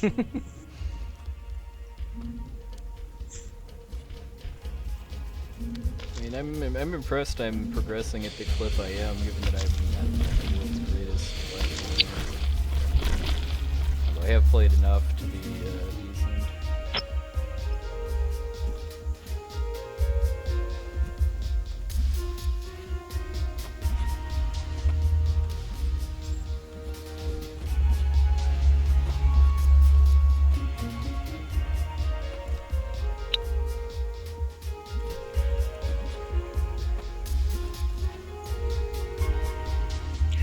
See, if I... Yeah. Yes, Brosencha's Little Big Planet levels are sadistic.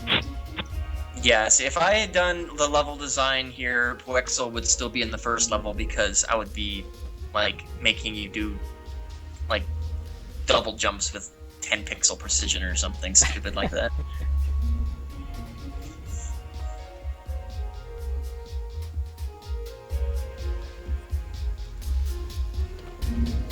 Because that's the kind of shit I find fun. Not that I don't find this fun, but you know what I mean.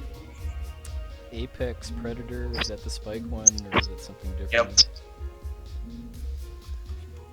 Yeah, the spikes are the apex predator of this game world.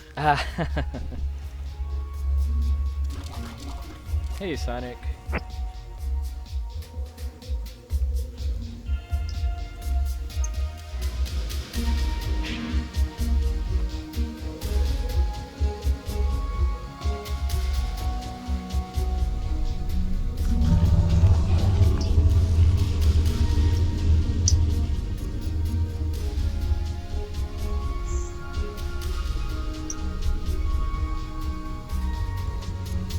Well, Brahms' BBB levels are theoretically beatable.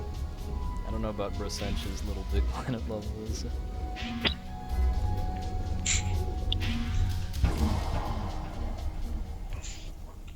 Oh, congrats, Sonic.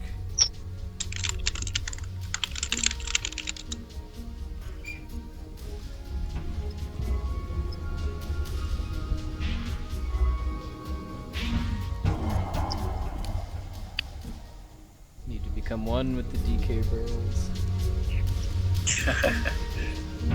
Oh.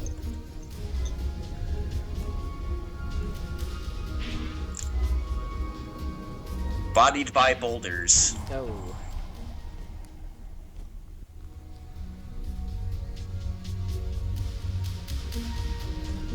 Oops. I keep getting hit by that first one and then squeaking through.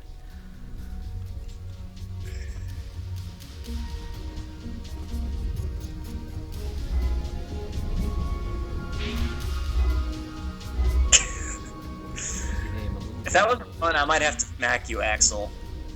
Hey, Axel.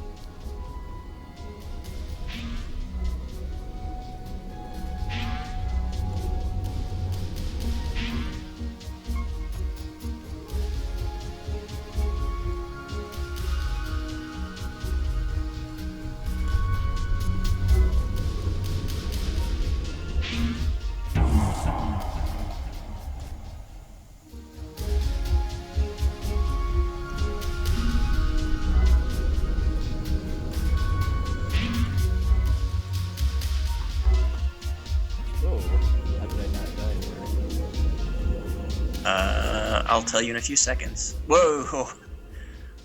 I think you must have found a gap in the spikes. Huh.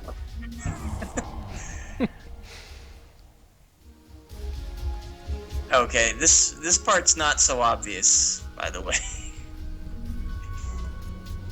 You'll want to look around at that, where you jumped out of that flinger. You got to look around a little bit because it's not immediately obvious what you need to do. Okay.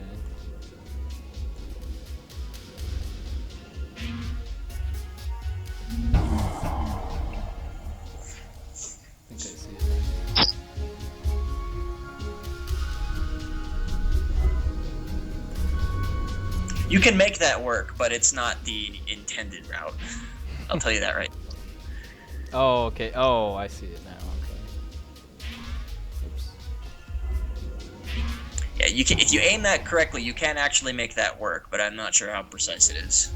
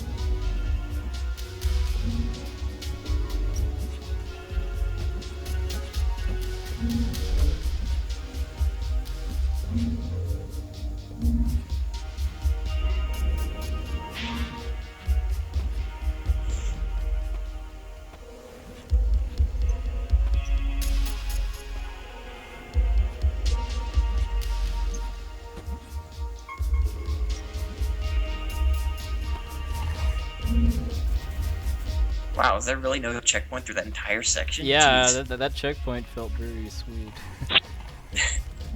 I'd forgotten how far the checkpoint gap was in that spot.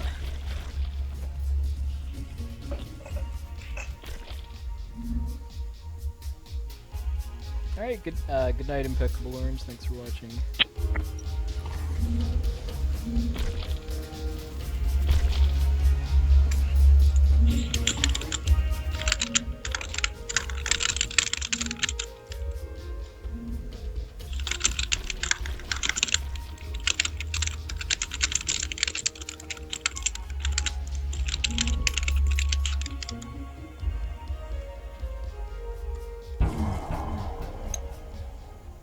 You haven't slept yet, so it's still good night.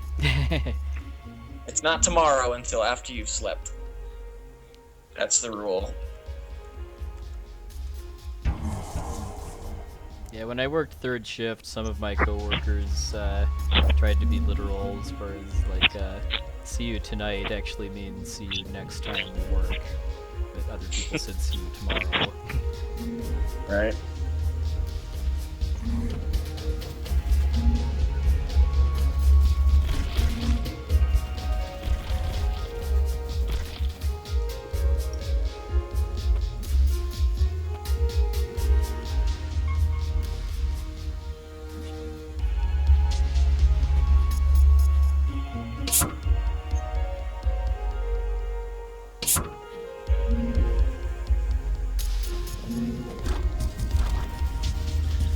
This part's a bit interesting. I won't spoil it, but I will say it's...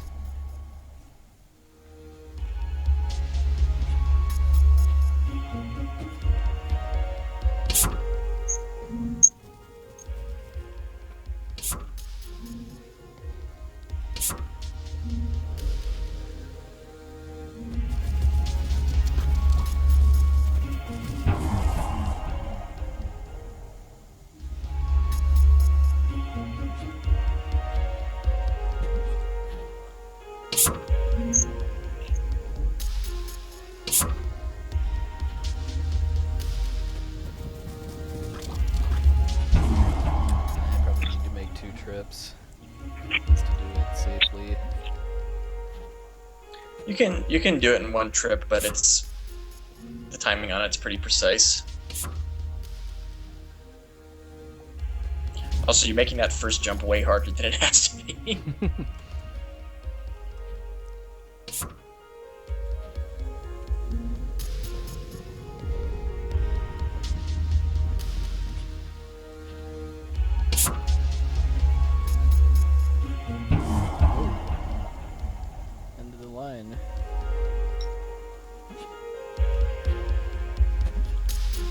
Oh yeah, you gotta drop off there. And knowing is half the battle.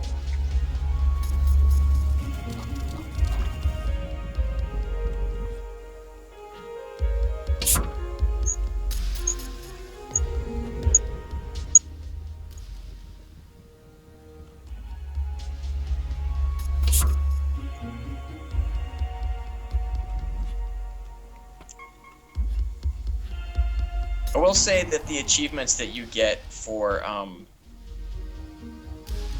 doing the levels quickly is a decent. It should give you a decent idea of what we consider reasonably achievable. Hey, Desi. That's about all I will say on that. I will not say how much lower we had gone.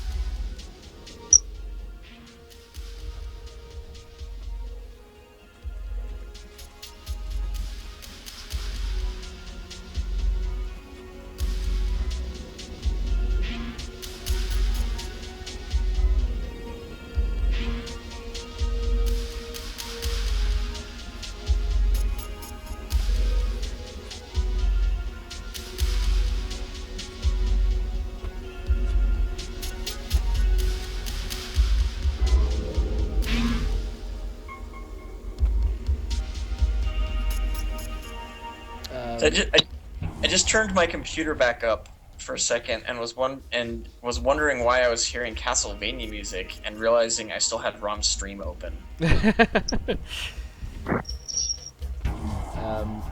Melcadrian is asking if there's any plans for difficulty levels in the game.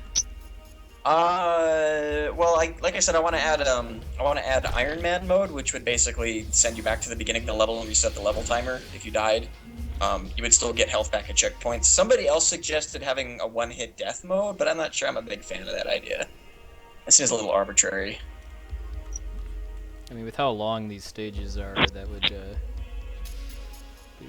be a little extreme. Yes. Well, I guess combining both of them, one-hit death and getting sent all the way back. Yeah.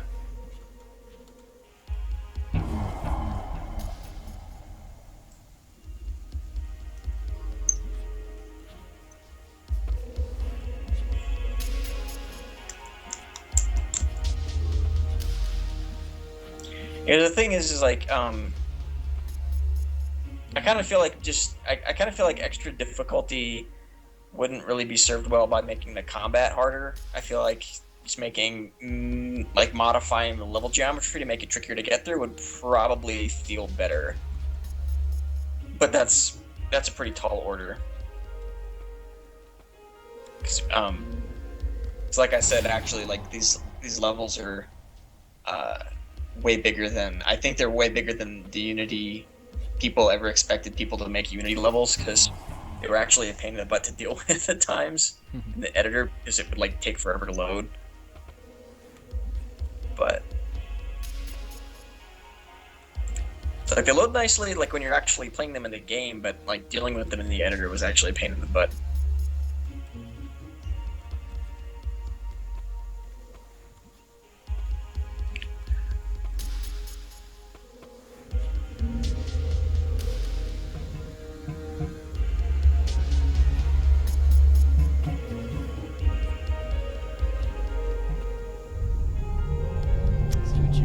Grabbing the thing before it falls into the spikes being Yeah, a little more interesting than the first go around. Yep.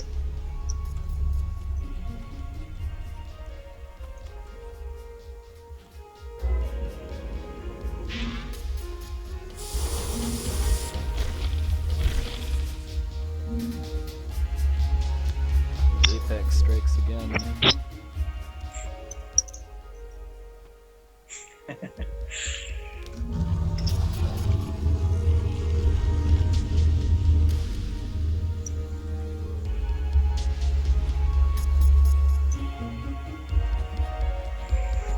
Yeah, I really feel like if we were gonna do difficulty levels other than just like increasing the, making it so you would have to. Honestly, the only reason I would add like the Iron Man mode would be for convenience, so that you wouldn't have to manually restart the level every time.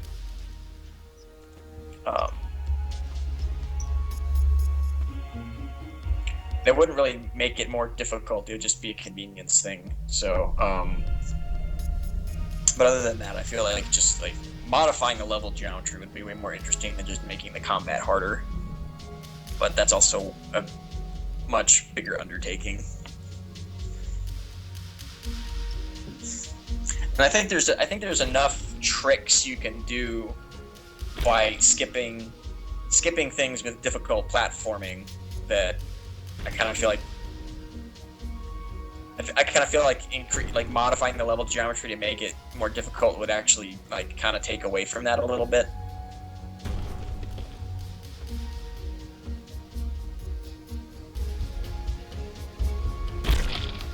Hello. So here's a fun fact. For a while, the light bomb grenade was internally it was called the button that you used to activate it was internally called "Get the fuck out" for a little while.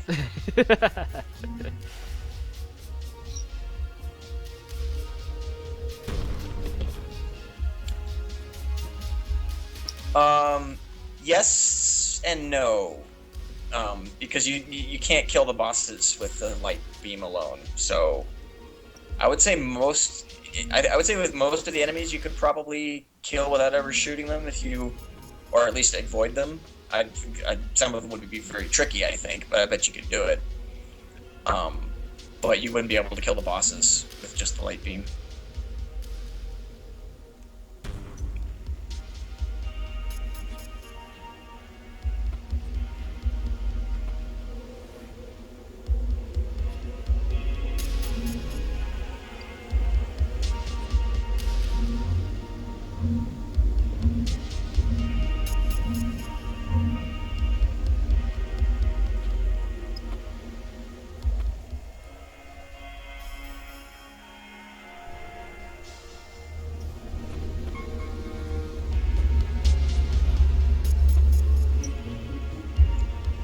Oh.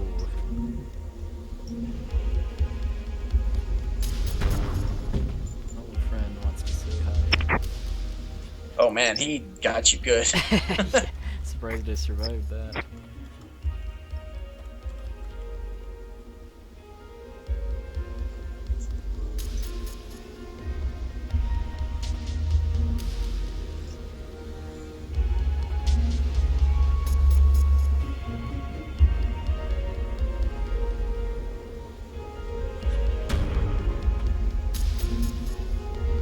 This thing with being able to drag the bombs around with the light beam is all of a sudden making me think of what like a versus type mode would be like for this game. Oh jeez. Being able to lay traps and stuff with the bombs.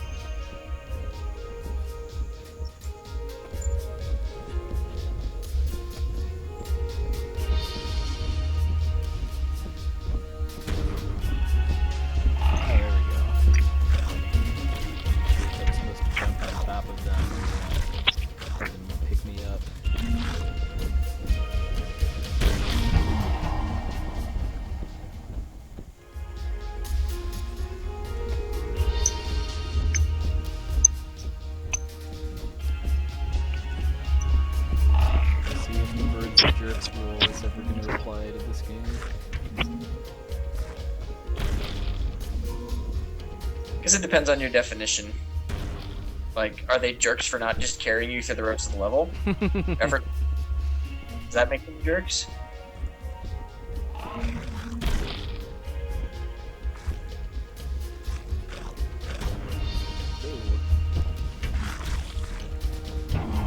There was no coming back to that one.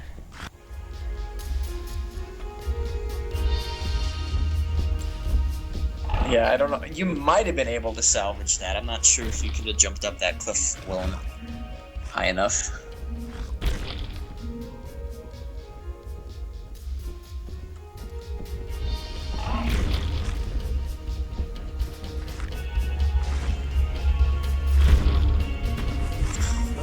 Oh.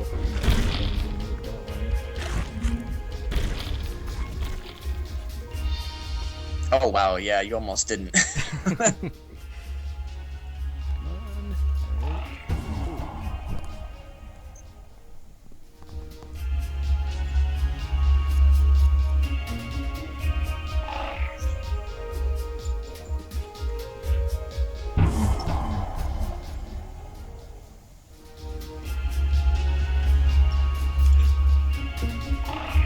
So how much of these levels are loaded at once? Is it...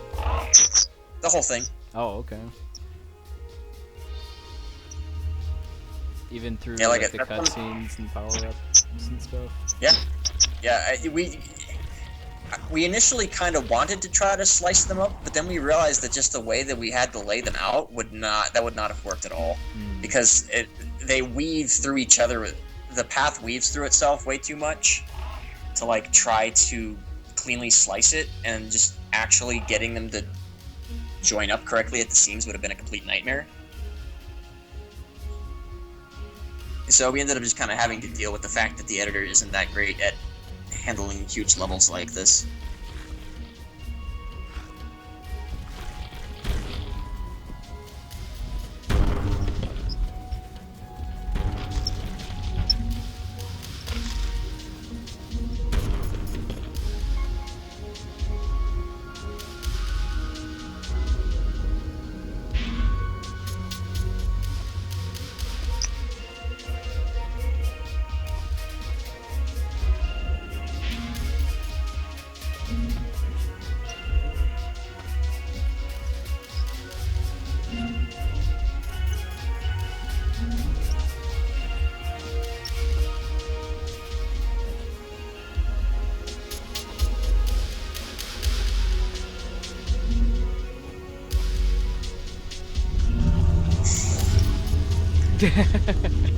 Well, we broke the number two rule of games too, and that's that the ice world has to have ice physics.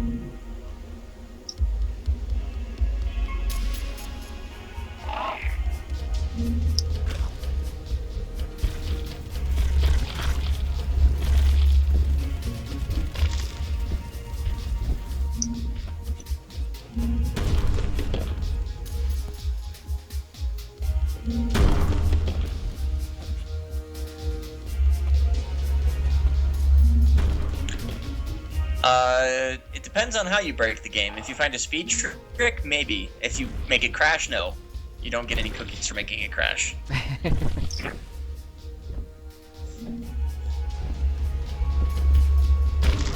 And the reason I say maybe is that it has to be one I don't already know about. Because there are several. Well, I don't know about several, but there are a bunch of little ones that I know about.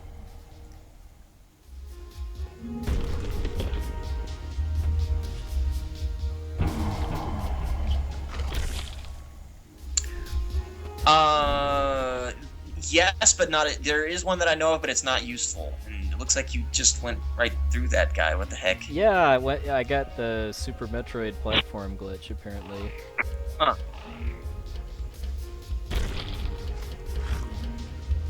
Maybe I don't know. Maybe you're too far to the left or something. I'm not sure. That was weird. Man, I was supposed to get off there.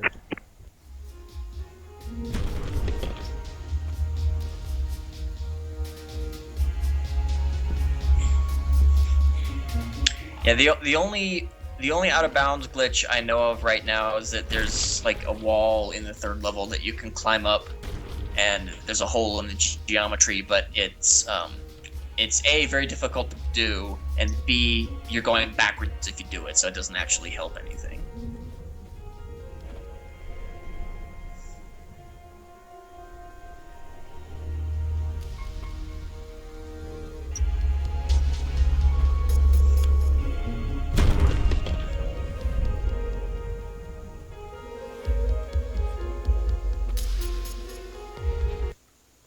Oops. Clicked out of the window. That's the downside. I guess that's the downside to playing windowed, is that I can accidentally click out. That wouldn't you wouldn't have saved that anyway. Yeah.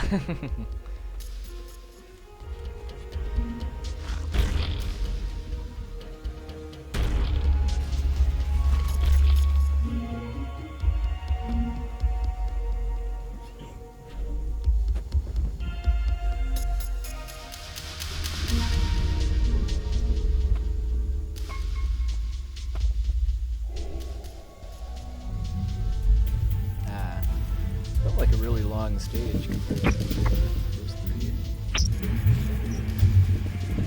Yeah, I think it's got the highest time for the achievement.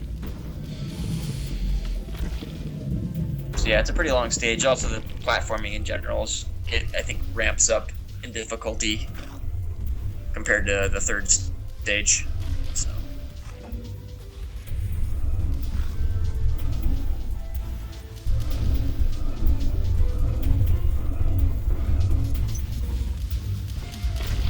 Alright, sleep well, bro, Sencha.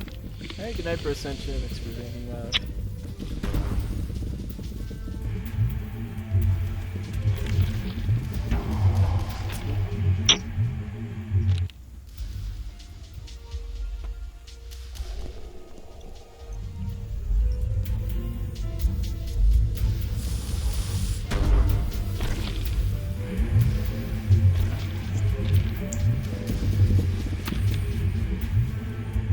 Mockball in Final Fantasy VI, Desi?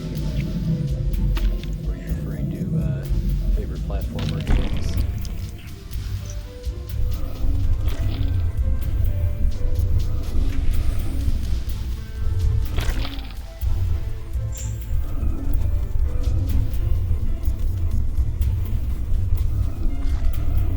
Suddenly you're playing Asteroids. Yeah.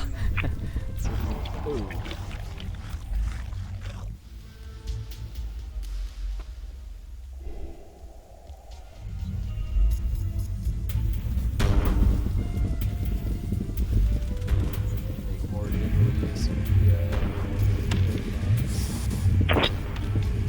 Yeah, I'm kind of surprised, like, when I watch people playing through this game, and I guess I'm actually guilty of this a bit. I was guilty of this myself, like, when I first played through the game from start to finish. I was just forgetting that they have the grenades and not using them as much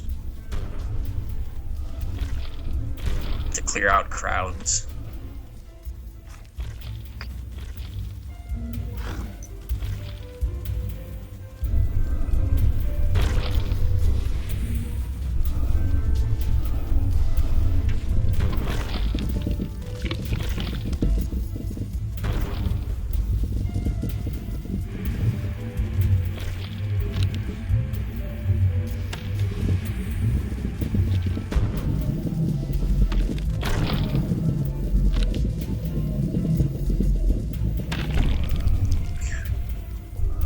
Are you serious, Panda?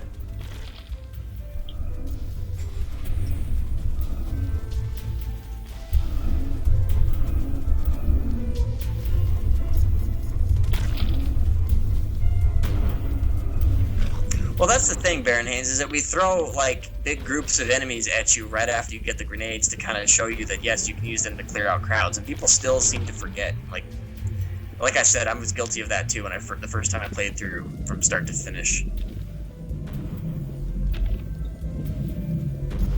Okay, so why did it crash? I'm curious.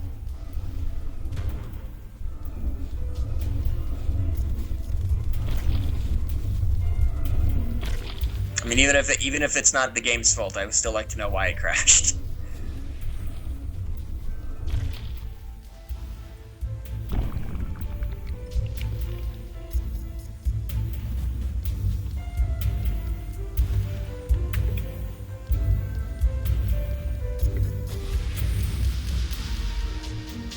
Well, you could almost call the DK barrel contraptions shine sparks too. I think internally we call them flingers. I don't remember the internal name for everything, and there's no like external name for any of them, so.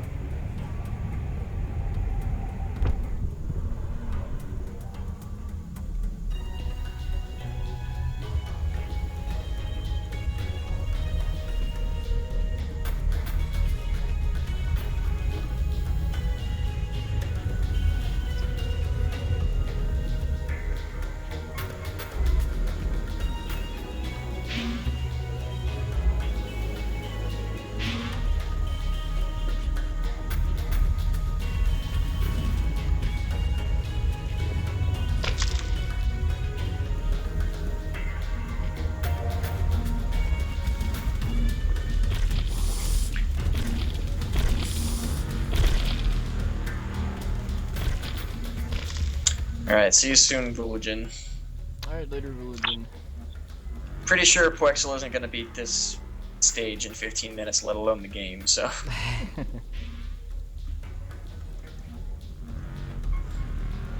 No offense, but I honestly would not be surprised if the final stage alone took you 15 minutes.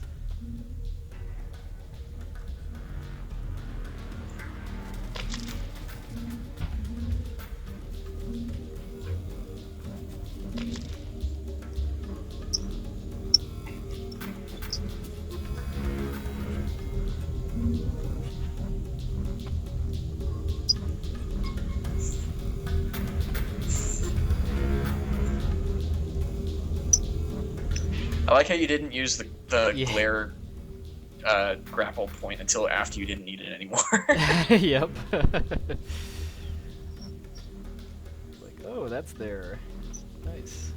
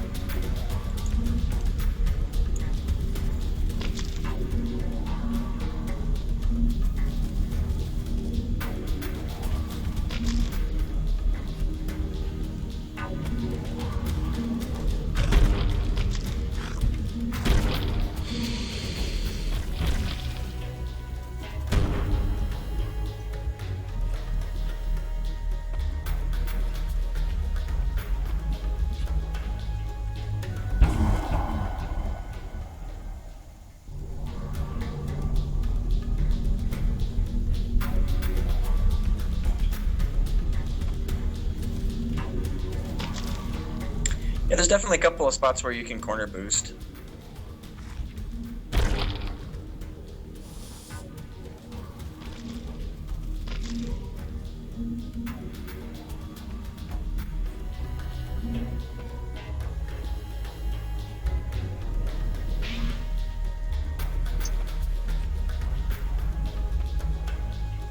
The first thing I'd think of if somebody said Baxter would be Baxter Stockman. Yeah, I can't really think of anything that I would think of when I hear of a Baxter. In terms of a trick, anyway.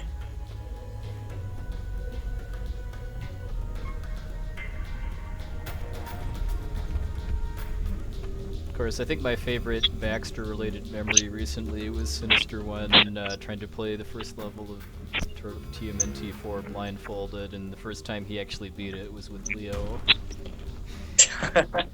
After I was giving him crap for several attempts that he'd be doing better if he was playing Leo. Right.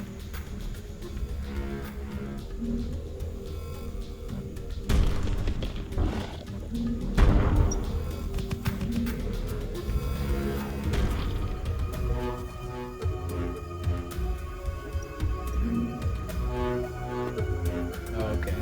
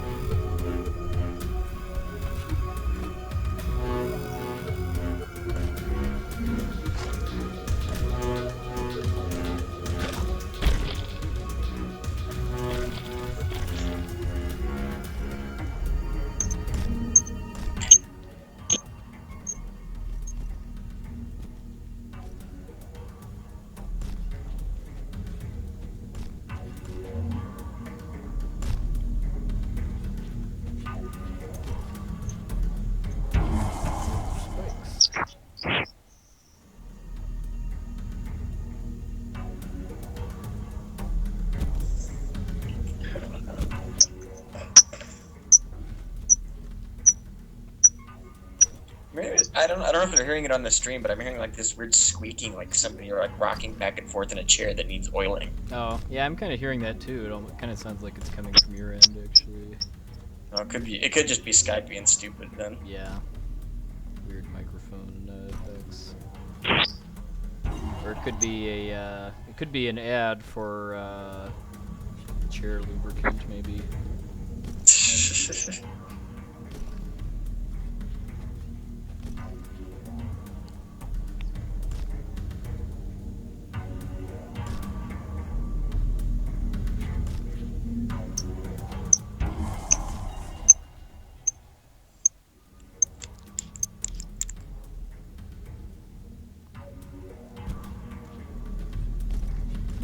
First time I heard it, I just assumed it was your dog doing something.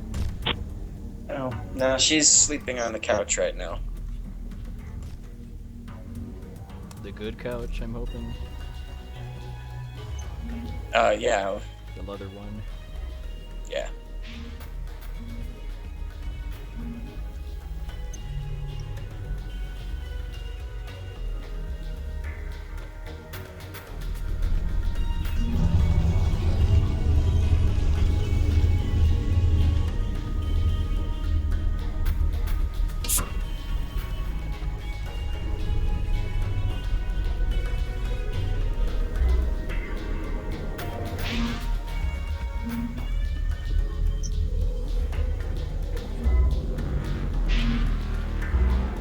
Almost looks like there has to be a way to get directly to this one that I'm in right now without It wouldn't surprise me, but I don't know.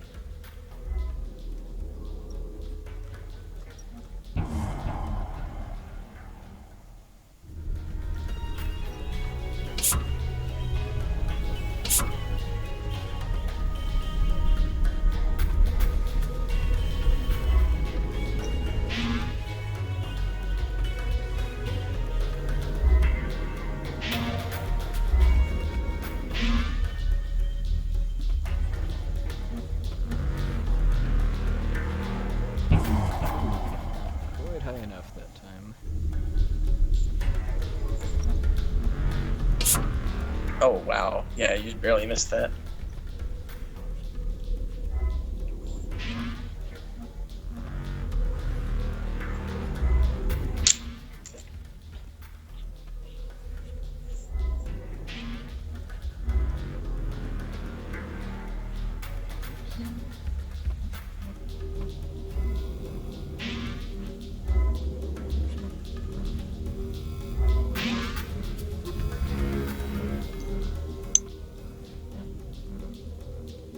Huh? I didn't really do-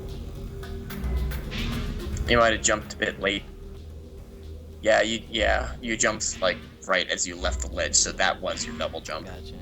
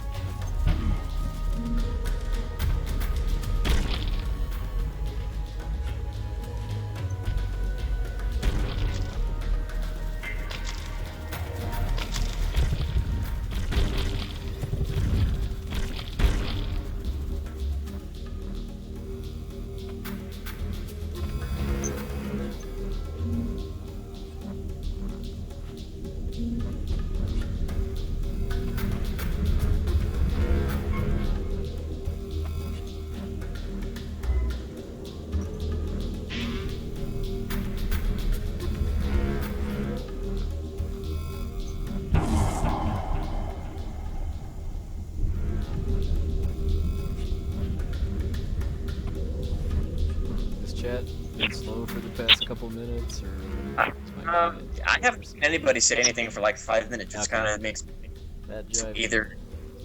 I'm kind of surprised. Either I'm wondering if Twitch chat died. Well, the number of people I see in my IRC client has been steadily going down about the past like 20 minutes or so, which Okay. I'm Yeah. not really Oh, sure no. that the Okay. chat was having issues or it's just people going to bed.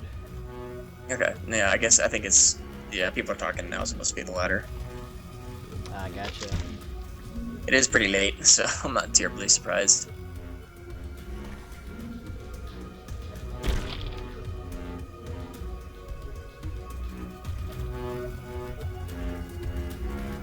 Alright, later, Rain. You and yourself a good night.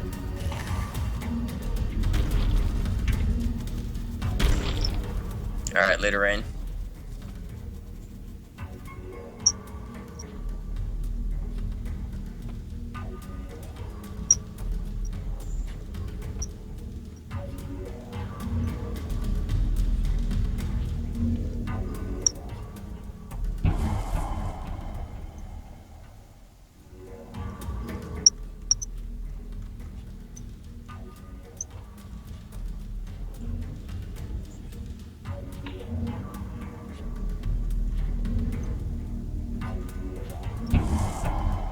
Well, I know how to make Rain rage. Make him play Batman Forever and Young Merlin back to back.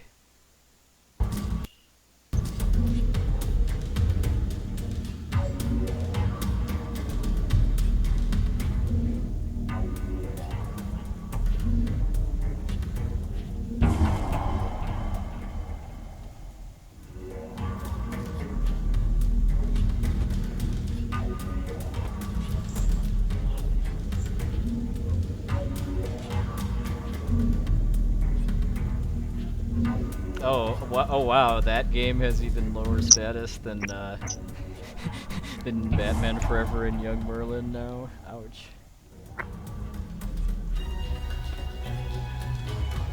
This would be a certain game that Rob and I speedran at the Chicago-thon. Get it.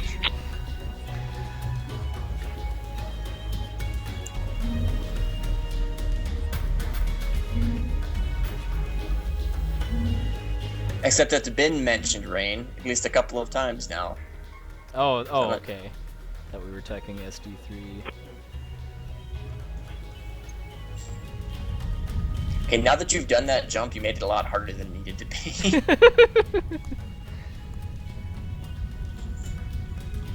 Oh, here we go. Rising.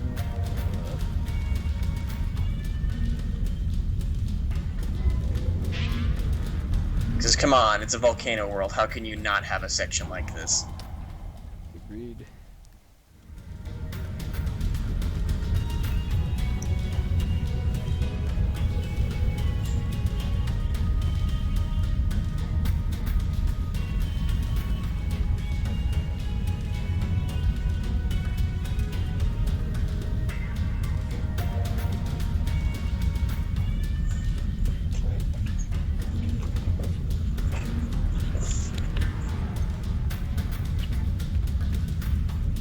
I will say the placeholder art for this section was absolutely hilarious.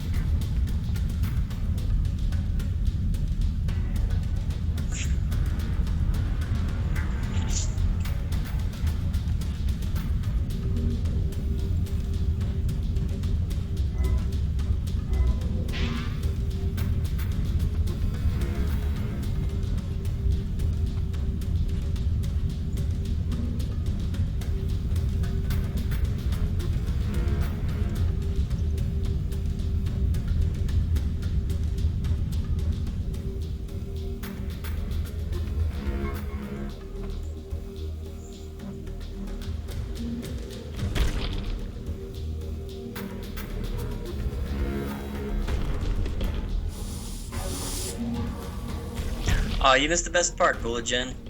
You missed the rising lava section. Hey, Von Woe. Yep. Feeling pretty good.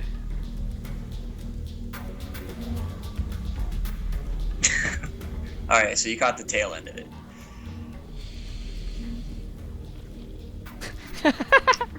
I like how the monster ran away from the bomb into the spikes.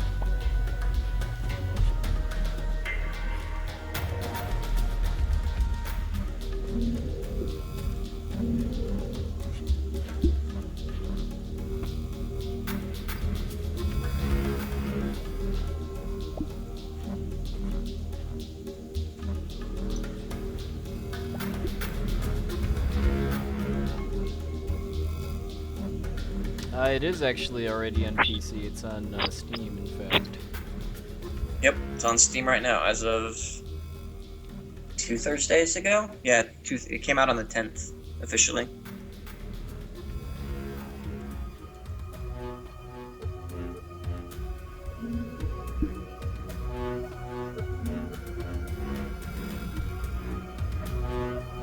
Yeah, the name is Glare, if it isn't obvious from the broadcast title.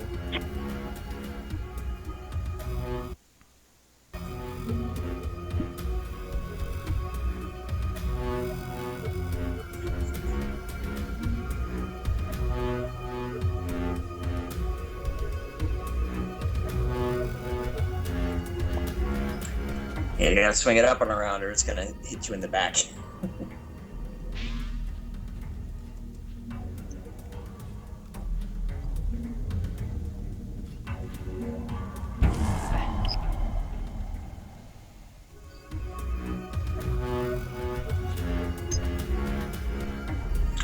almost. Oh, okay, I got disoriented where I was.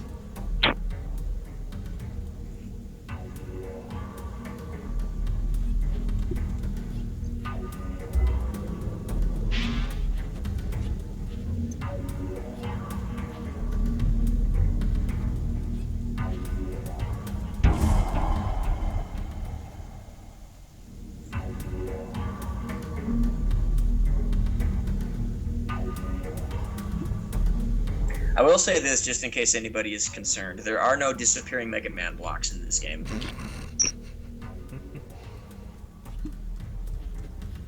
Again, not something that's at the top of people's lists of what they like about Mega Man games. Yeah, but they're kind of tradition. You can't really have a Mega Man game without those now. Yeah. I appreciated that in Mega Man Unlimited they made a boss based on disappearing blocks.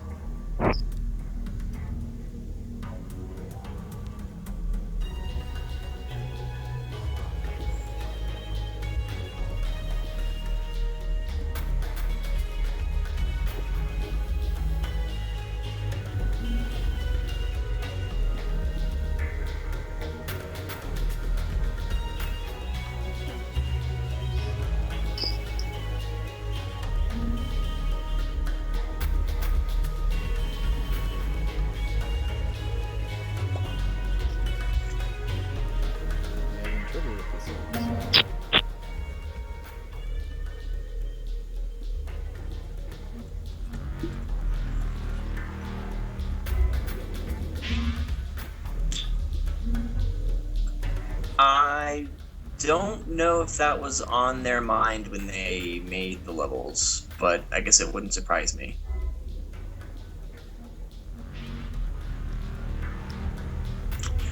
Although I don't think I ever heard that game brought up during development.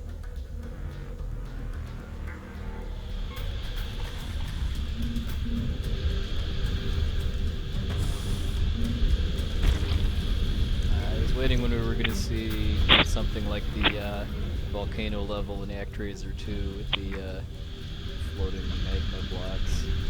Oh yeah.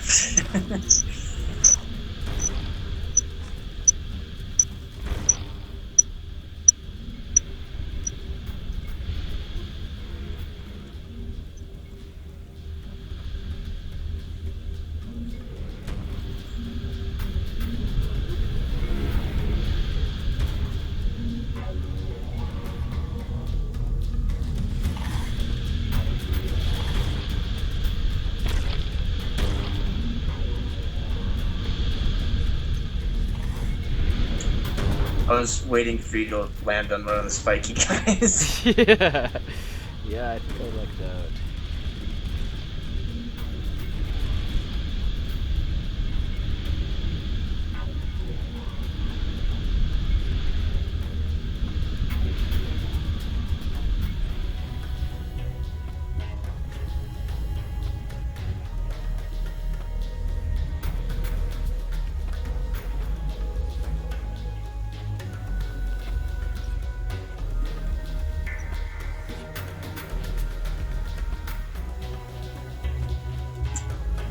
Well, the problem with playing it with an arcade stick is that you kind of need the second joystick in order to aim in a lot of spots. So I don't think you could really play this game with an arcade stick unless you had one with a second stick on it. Playing this with a controller, you really do need to be able to aim.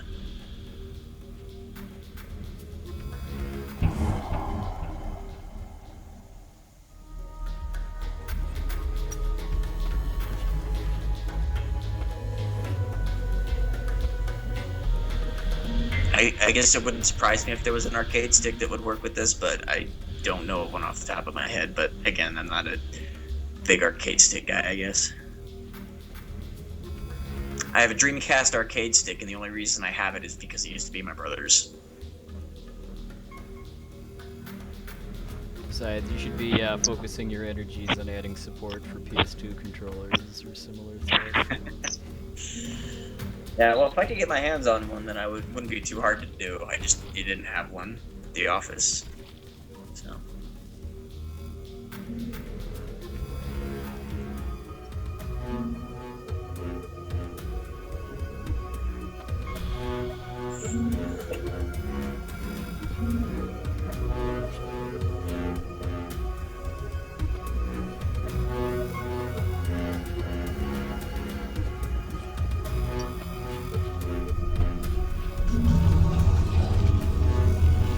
Actually, I could probably just like send you a little test program, and you could just hit all the buttons and tell me what they read as, and then I could probably patch it in. Sure.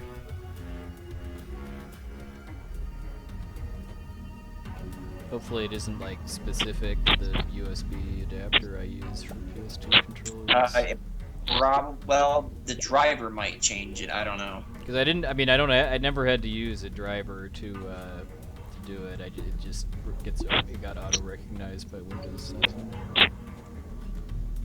As what though? Twin USB stick, I think, or something. The word twin is in there because it's a dual. It lets you plug 2 controllers into one adapter. Where it comes from. Okay. That's delightfully generic, unfortunately.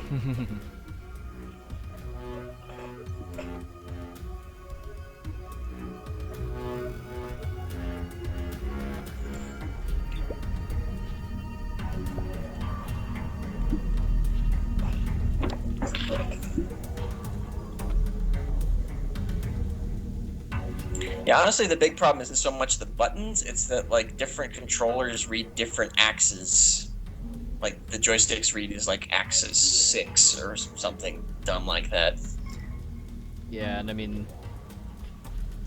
the PS2 controller, I know the inputs read differently depending on whether you have the analog button turned on or off, too. Right. 'Cause even if I'm playing, like, FF7, which doesn't support analogs, it matters whether it's on or off as far as whether my emulator recognizes the inputs. Yep. Would this be a speed boost then? Sorta.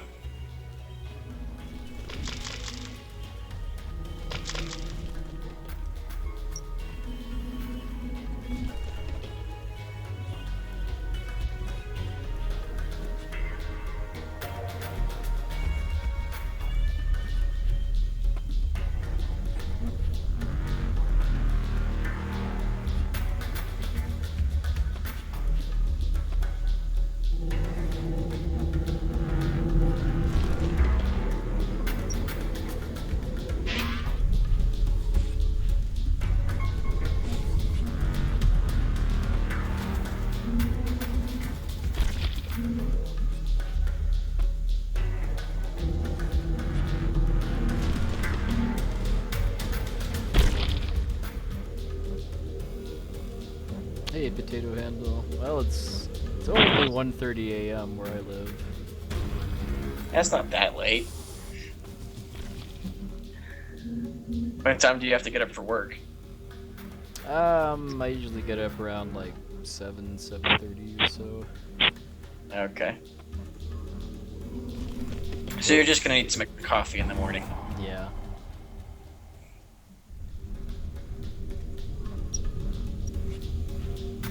It's pretty rare for me to actually have something of significance before like 10 or 11 anyway, just because a lot of my coworkers and clients are on the West Coast. Oh yeah, it's daylight savings time soon, isn't it? I guess we get an extra hour this Sunday. Oh, so it's Right? the good kind of daylight savings time. Well, except that it's gonna be darker earlier. Well, good on the actual day, bad afterwards. Right. I kind of failed to get the point of the whole thing anyway, but it seems more kind of designed for, I don't know, like people that live their lives more around natural light than electric light. Well, like the best reason I've heard for keeping it is that it means that kids don't. The sun comes up earlier, so kids don't have to go to school in the dark. But even that I find a little silly. But that's just me.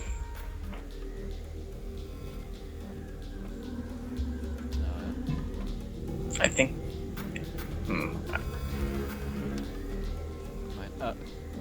I'm not quite sure what's going wrong here. I think you're like slipping off the ledge and double jumping when you don't mean to or something. Yeah, okay. You can jump off that right wall. We're good.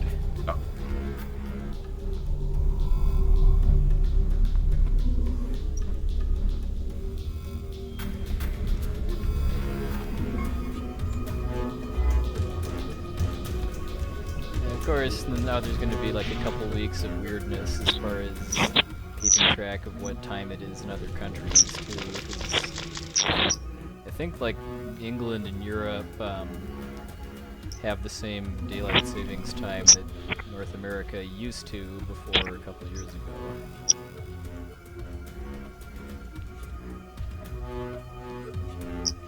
I just know that Arizona actually has the right idea for once in getting rid of daylight savings time. Unlike anything else they've ever done. Yeah, well, Indiana is used to be really, really weird, where there were like parts of the state that had it and parts that didn't. But I think they decided to all have it as of fairly recently.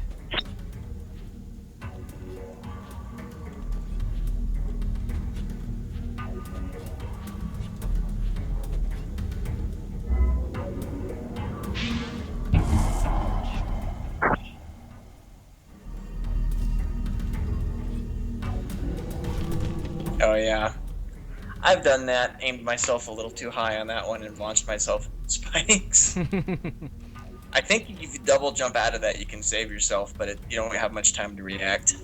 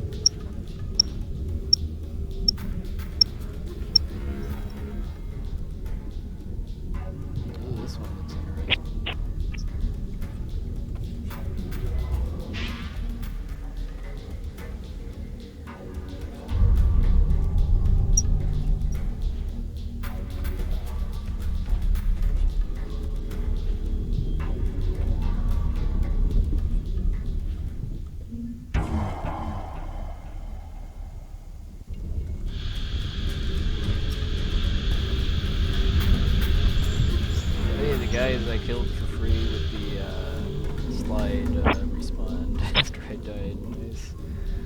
Yep.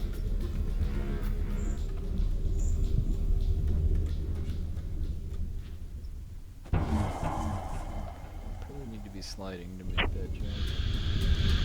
Yes, you do.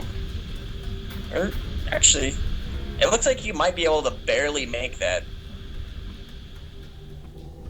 I think it's still probably faster to slide because you'll have to put the battery in and they'll drop right down onto the sliding point. But I think you could theoretically potentially make that without the sliding. Looks pretty close.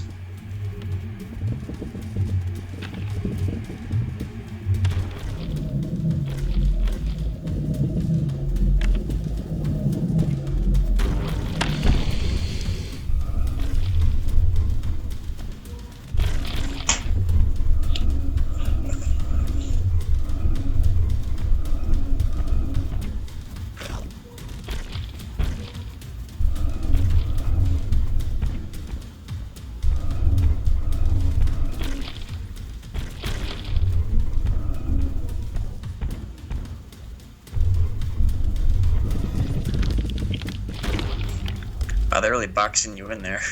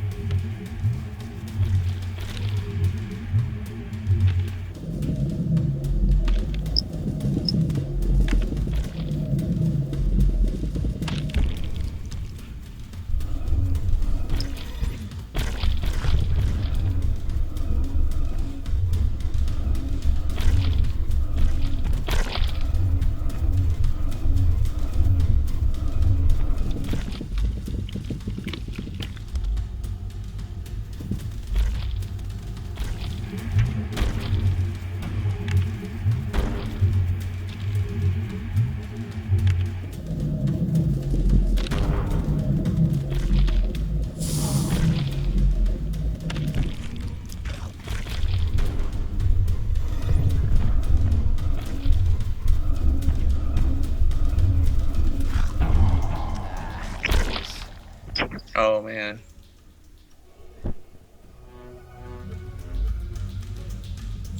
The snake gotcha. Snake. Which boss, Baronhand?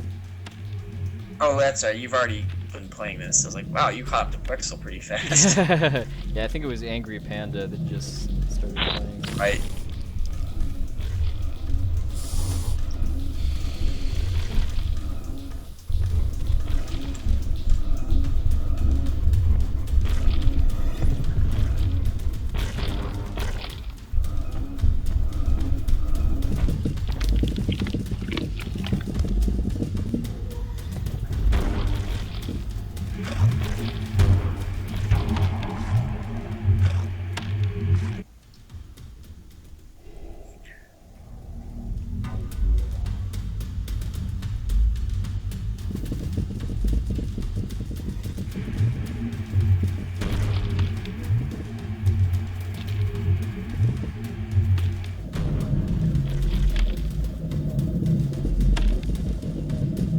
Yeah, if you started playing about the same time he did, then that makes more sense. For some reason, I was thinking you started playing like halfway through the stream.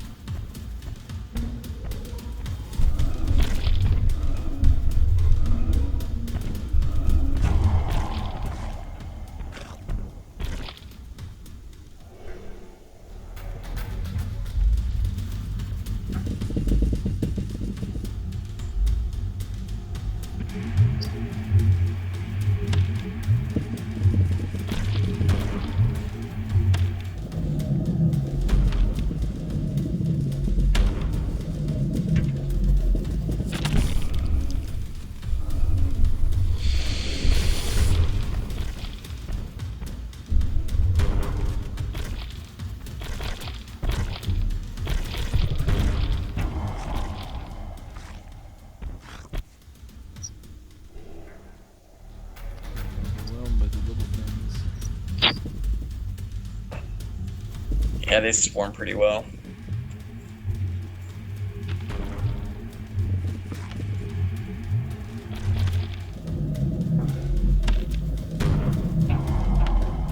That one was playing pinball with me.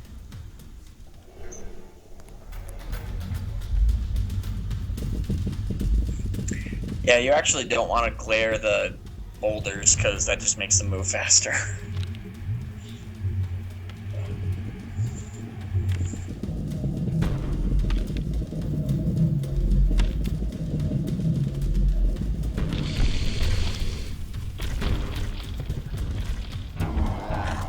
Stingy with the hit drops too. Yeah. Sometimes they can be jerks.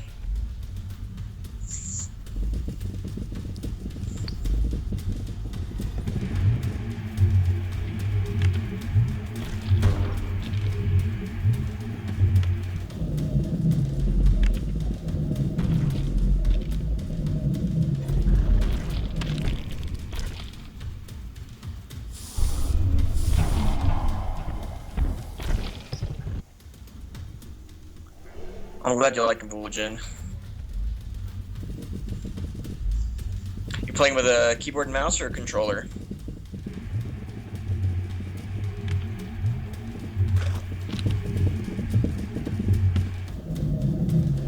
Okay, cool.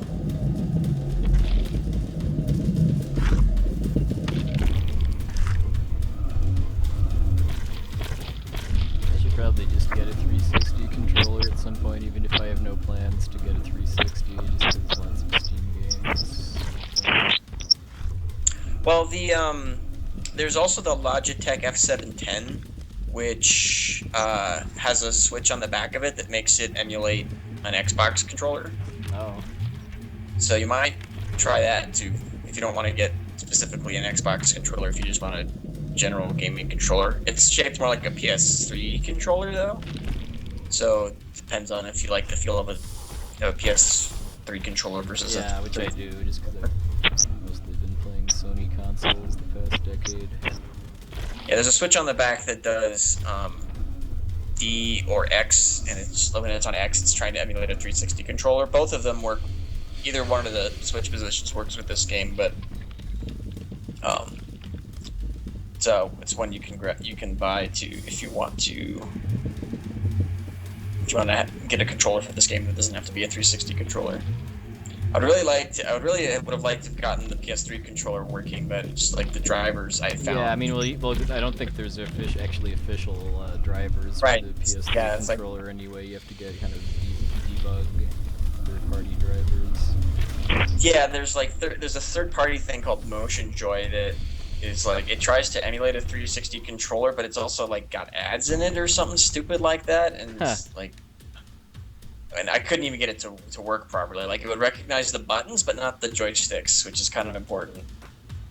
Yeah, kind of.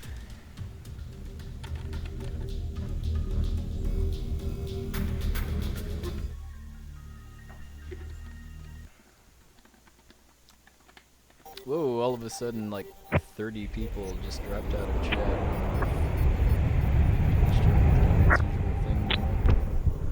I don't know.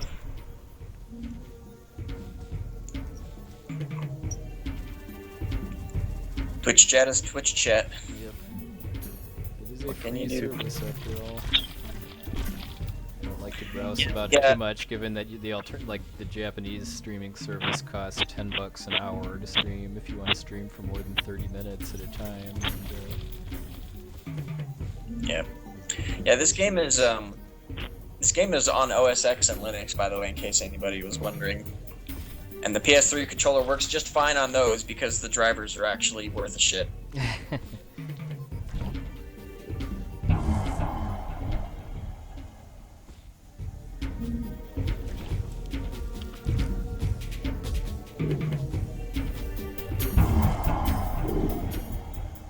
guessing this is the final level, Yep. given the giant thing like the bosses I've been fighting with. Okay, that last death. I'm sorry. That was fun. Kicking you right into the thorns like that. That's just rude.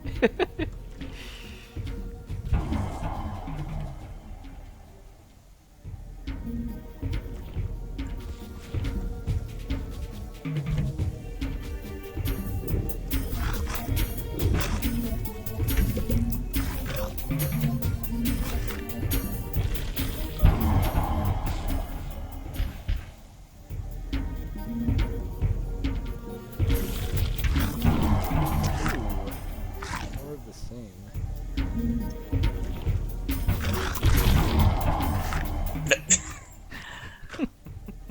You are not Mario. Sadly, that does not work.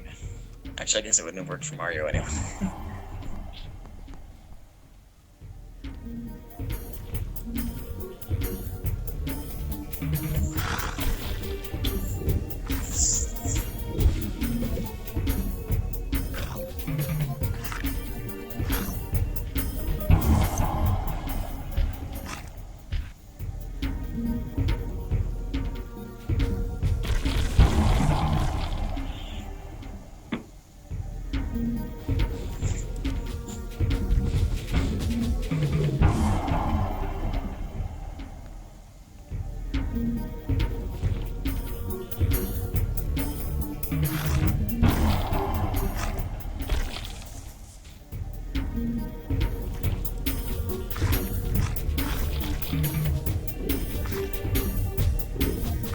Don't forget you have grenades. Yeah, good point. I'm pretty good about remembering to use them in the last stage.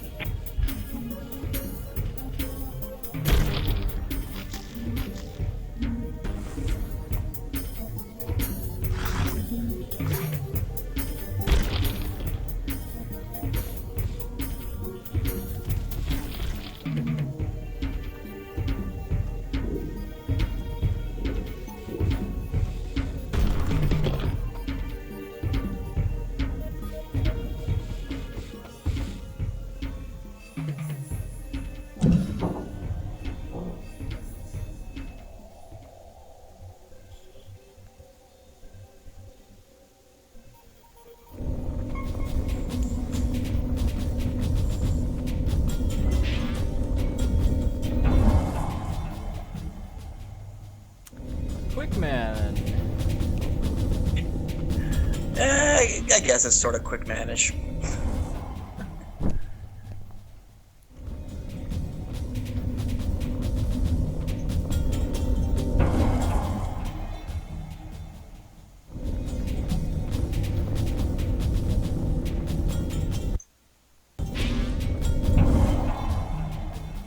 Yeah, basically, if you stop sliding at any point, you're probably gonna die. Yeah. I'm clicking too hard and going outside the window.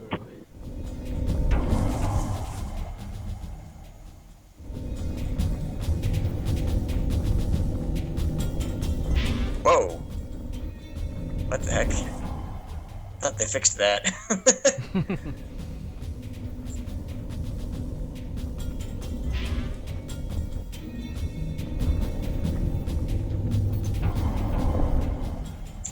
It's definitely not supposed to chase you while you're still spawning. Dude, no. I guess it's rare enough that we just thought we fixed it. I need to aim a little higher so you don't get caught in the slow.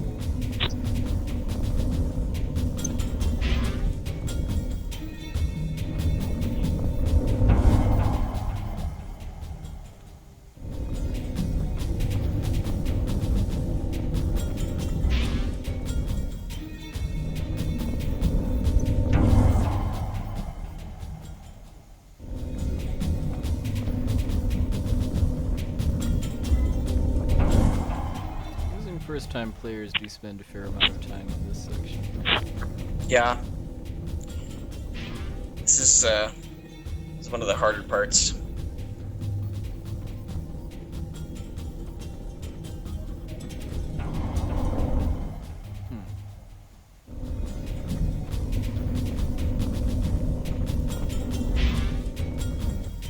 Oh, you face planted in the spikes, okay.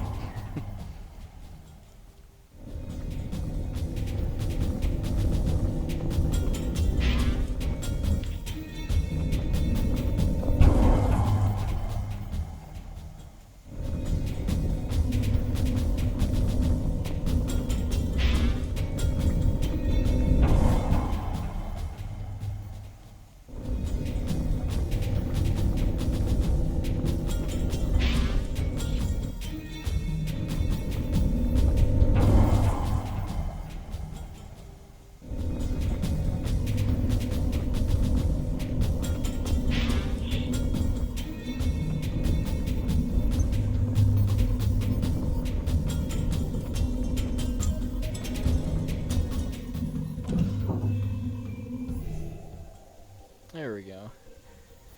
Yay. Oh, nice, you kept the slide going into the tube too.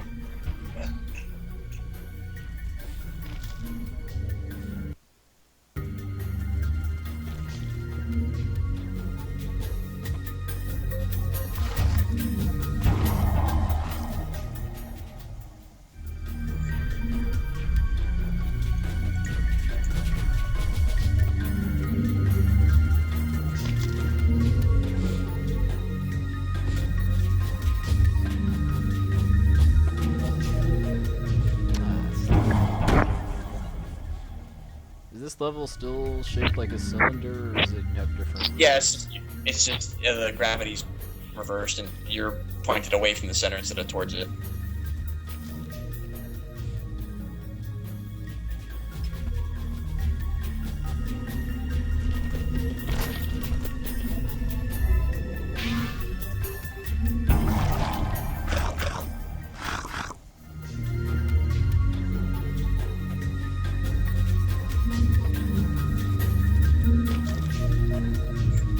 Originally, the core bosses were also rotating, but we realized very quickly that it made people sick.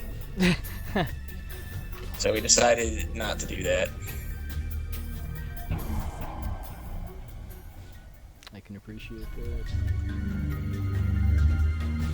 Not too prone to motion sickness myself, though. Yeah, neither were the people at the office who it made sick, so that was our sign that we shouldn't do that with the camera. We don't-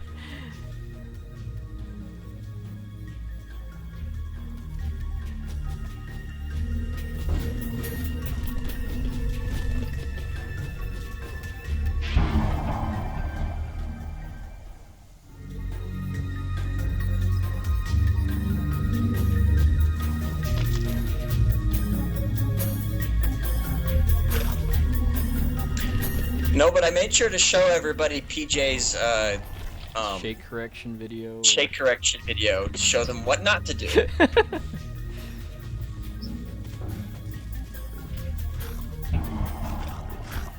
I do need to kill that guy.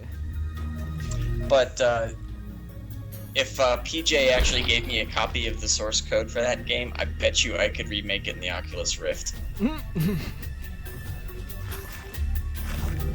As if it wasn't motion sickness inducing enough before.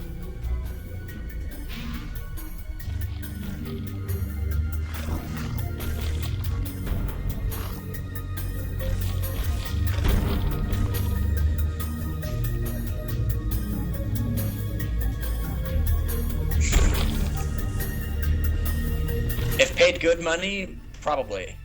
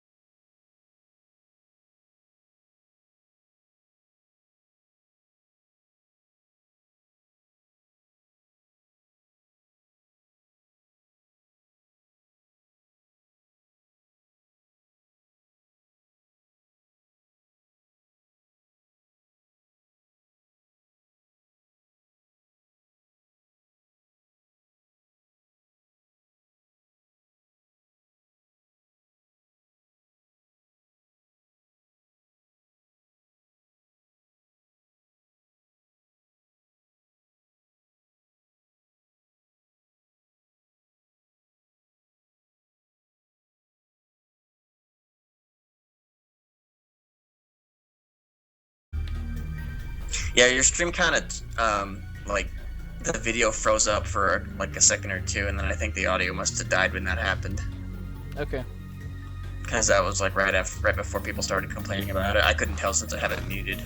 Unless everybody wants feedback.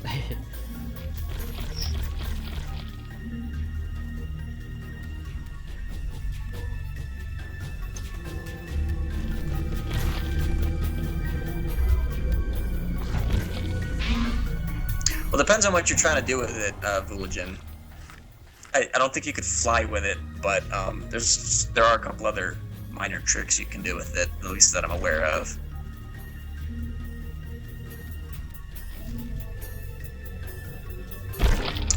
Did you climb over a wall in a wind section and then go through the wall and then like backtrack? Because if that's what you did, then yes, I know about that.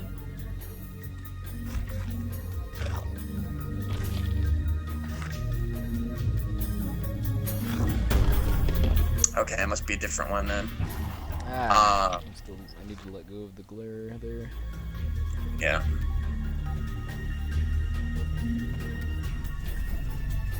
I do know there are a couple of spots where it looks like you could climb over a wall if you really got determined, but I don't The only one I know of is one in the wind section in that level, but I don't think we're gonna fix any geometry bugs unless like people get stuck. And even then, it might not.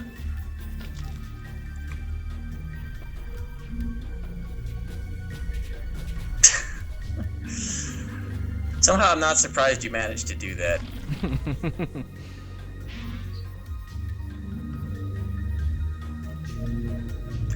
The ball physics are a little weird sometimes.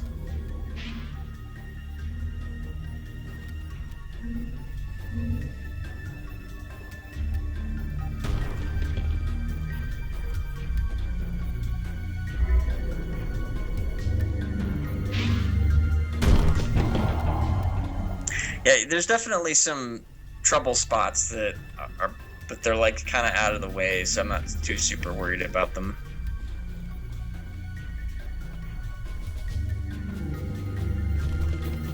But like I said, there's a big old physics bug that I'm sure somebody will find eventually that could potentially skip a pretty big chunk of a couple of levels.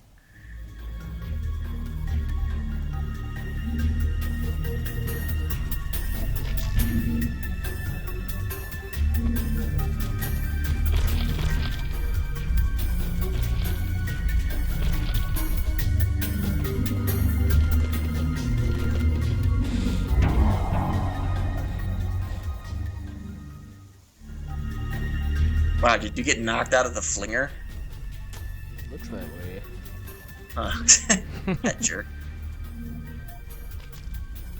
Not sure you could have done much about that.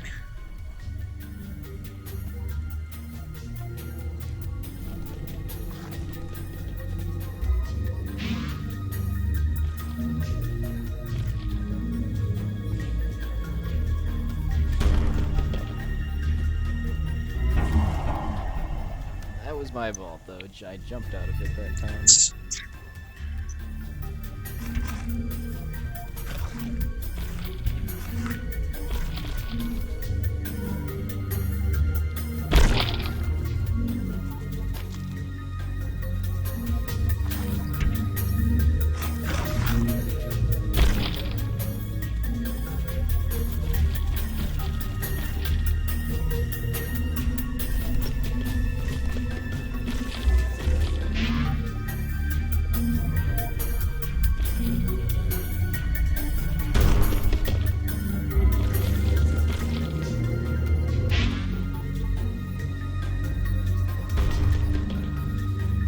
I think my dog is snoring.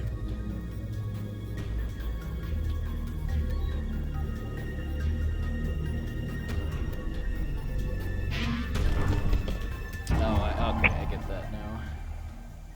I need to blow it up as I'm moving through. Well, there were some there was an experimental phase that lasted longer than most of the dev time, but or well, no, that's not what I meant. But like by the time we came up with the concept for this game, it took about 7 months from start to finish. But there was some like experimental stuff before that where we were just kind of learning Unity. Once we actually decided what we wanted to make, it took about 7 months.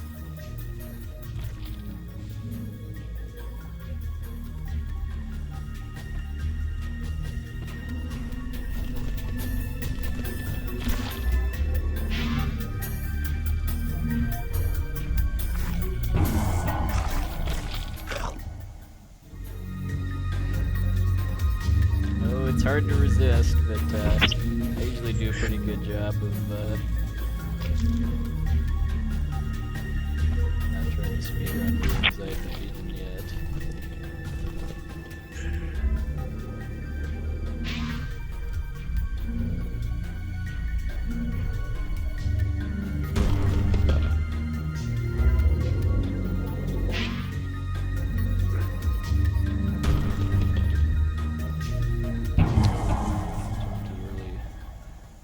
Oh, just a bit.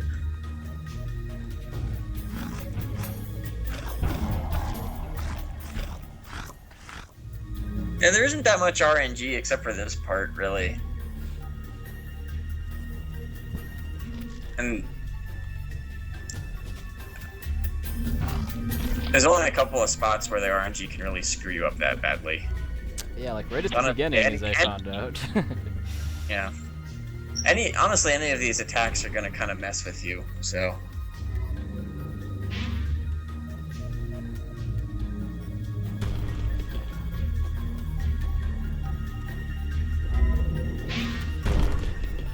Ah, almost there too. Oh, whoops. Went too far.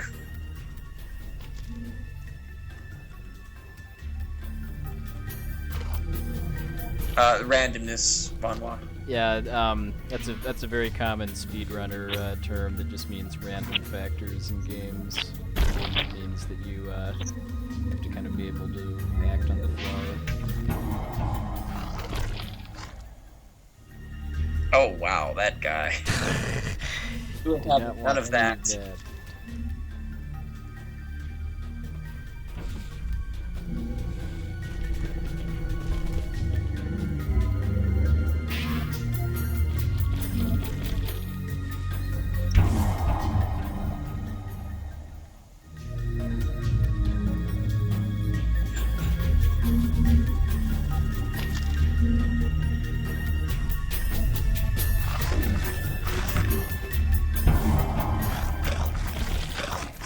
Baron Haynes won the race I wasn't aware I was part of.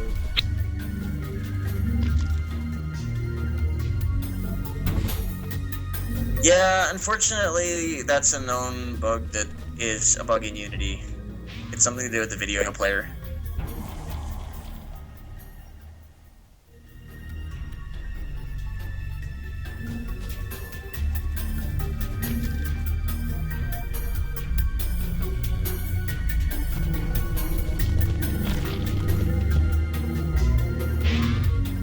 And we have reported it to Unity. Unfortunately, we can't do anything about it because it has nothing to do with us.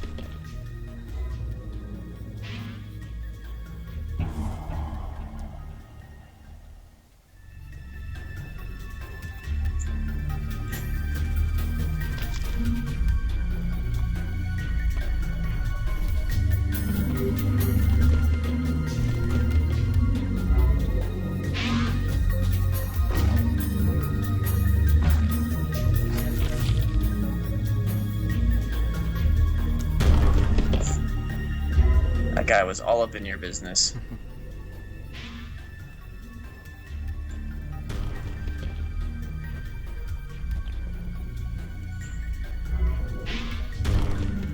Ah, I did it again. I wasn't expecting to actually fly that far and just spikes.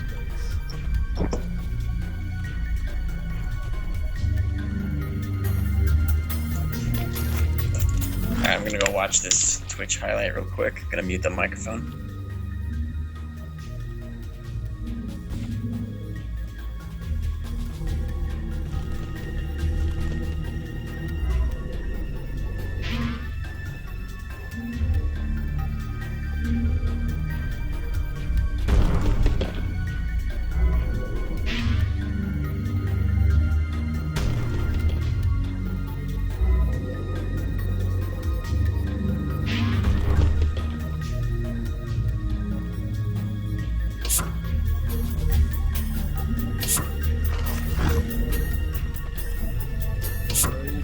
Oh, yes you do. I thought that was actually the end instead of the jumper pad.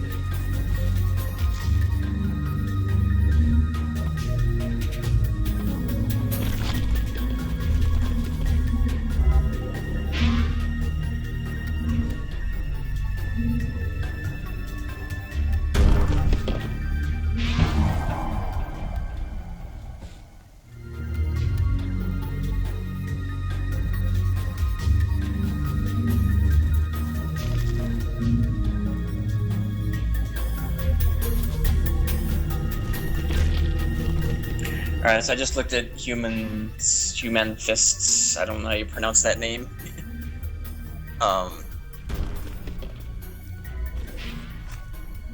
video, and I did not know about that one, and that's interesting.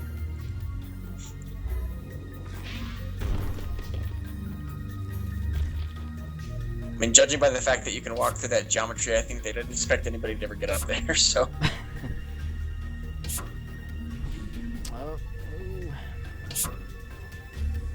Oh, wow, that guy's shots. Alright, made it through that section. Yeah, human fist, that's... makes sense.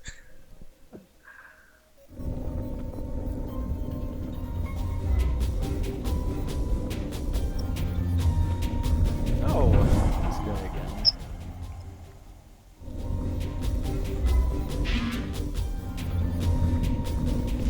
Yeah, you want to angle it up so you land on that ramp. Yeah, perfect. That's like, that's actually harder than it looks like. But if you can land that first one, the rest of it isn't too bad. Just can't screw up the jumps. There we go.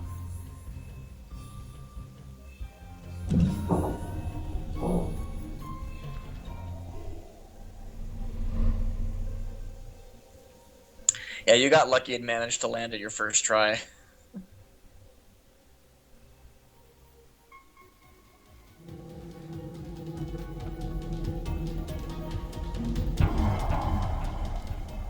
Thanks, Baron.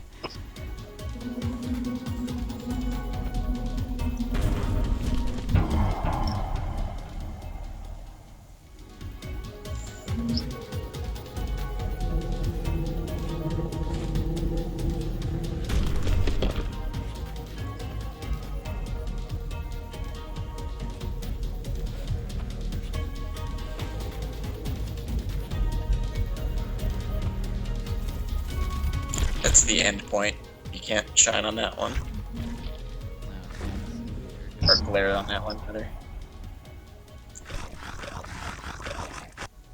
It's probably the real only significant complaint about the art in this game is that the end points for the riding beams look too similar to the start points.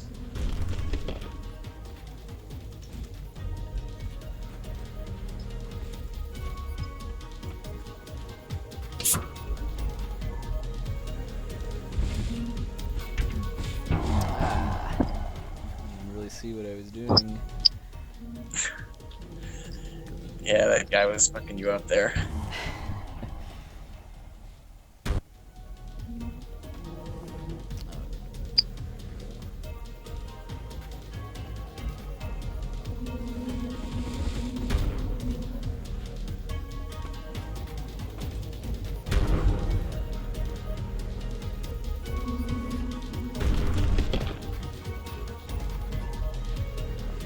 Well, they spawn from the guy's mouth, so I mean, just if you see him open his mouth, alright. No, I guess they spawn from other places too. Never mind. I guess I just never had that much of a problem with it, but I think I was used to the swarming behavior by that point.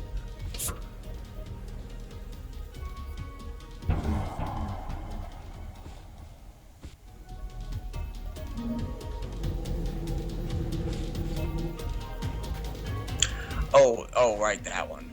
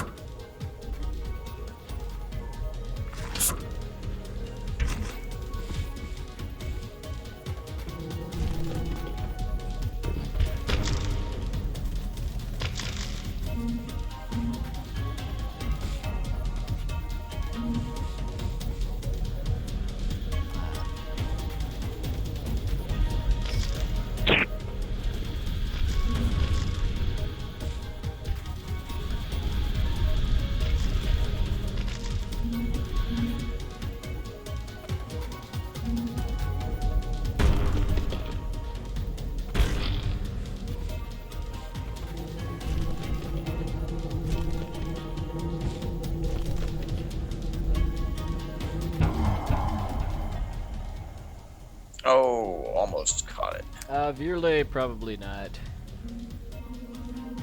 Maybe Wednesday, though. Never got to that one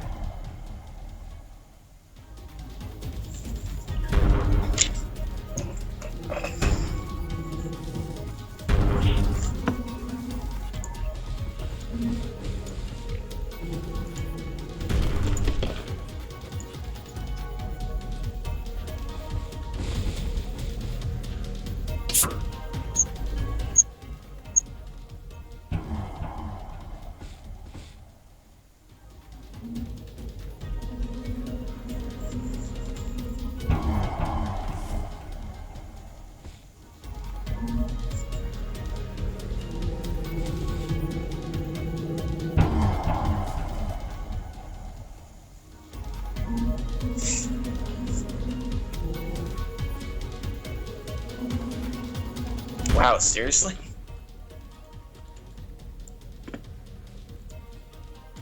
How did nobody notice that?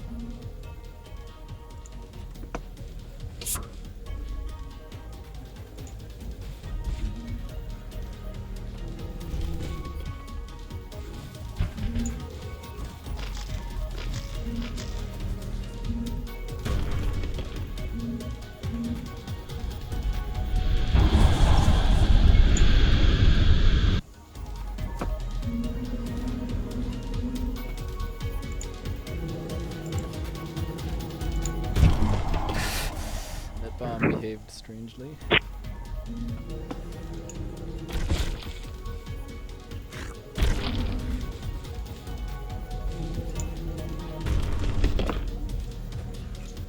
The heck? Why is it not? View all achievements. What is wrong with you, Steam? There we go. Wow, yeah, you're right. It does. It is spelled wrong. I'm gonna have to yell at somebody tomorrow. I'm not sure how I didn't see that before.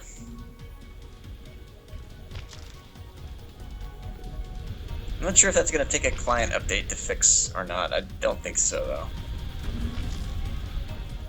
I'm not sure how those are actually implemented.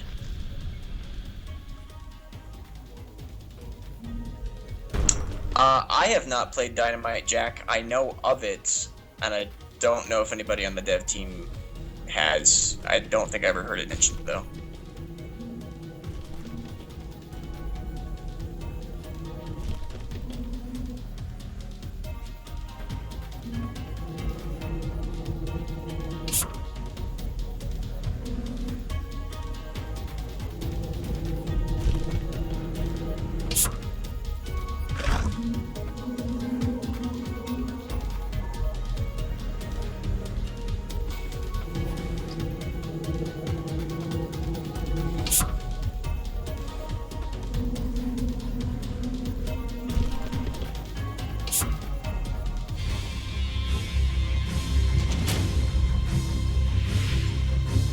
Oh, is that it?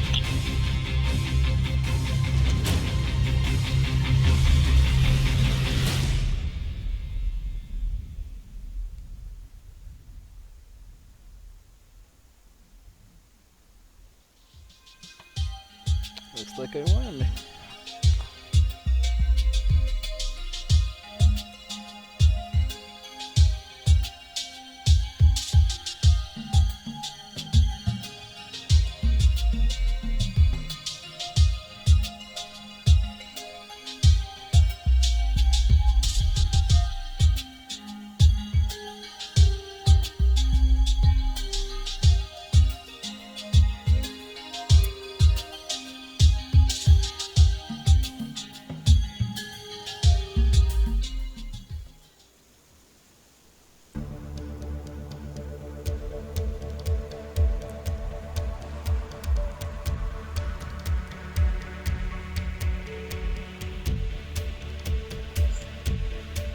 You still there, UA? Did the scope go Yeah, go weird? No, I'm still here. Alright, well, that was fun. I definitely enjoyed that. Good, good. Kind of curious. Open up Select World. I want to see what your times were. Oh, there's 4 artifacts per world. Yep.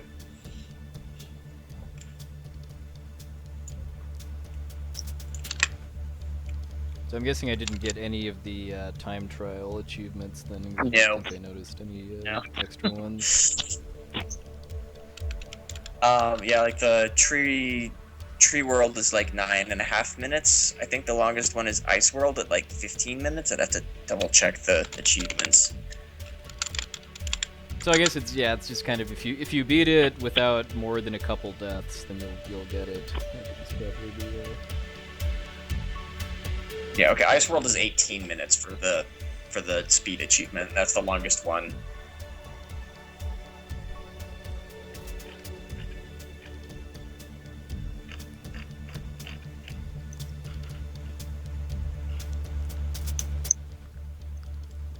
hour 15. Yeah, and that doesn't count. Anytime you don't have a control, like in a cutscene or whatever, that does not count on the game timer. Or when you're flying in, it only counts the time when you actually have control. Ah, good.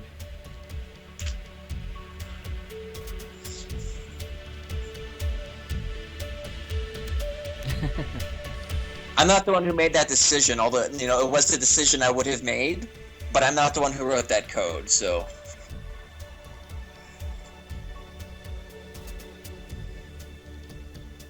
I think my personal best on Tree World is like 7.5 minutes, and I know that that's not the best that I've seen at the office. I just don't remember what the best one was.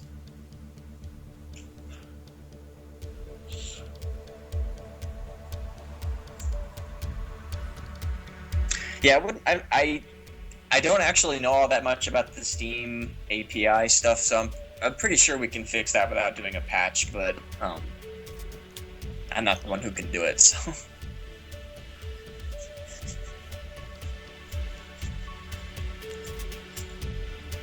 That's probably a good thing too, because it's probably a bit complicated. Yeah, well, I know we want to do a patch anyway, just to try to fix some of the bugs that we found. Like the mouse not always locking to the window like it should, for example. Yeah, I think I noticed that at one point that just out of nowhere when I right-clicked, it brought up my just normal right-click menu from my desktop, even though as far as I could tell I was still on the window.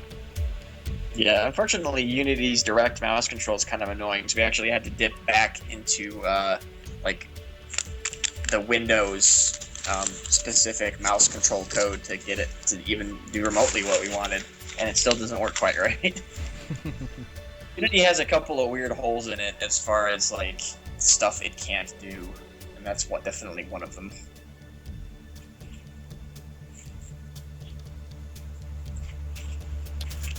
So that's probably gonna do it for me tonight. And I guess anybody in chat have any final questions for one of the developers of this game?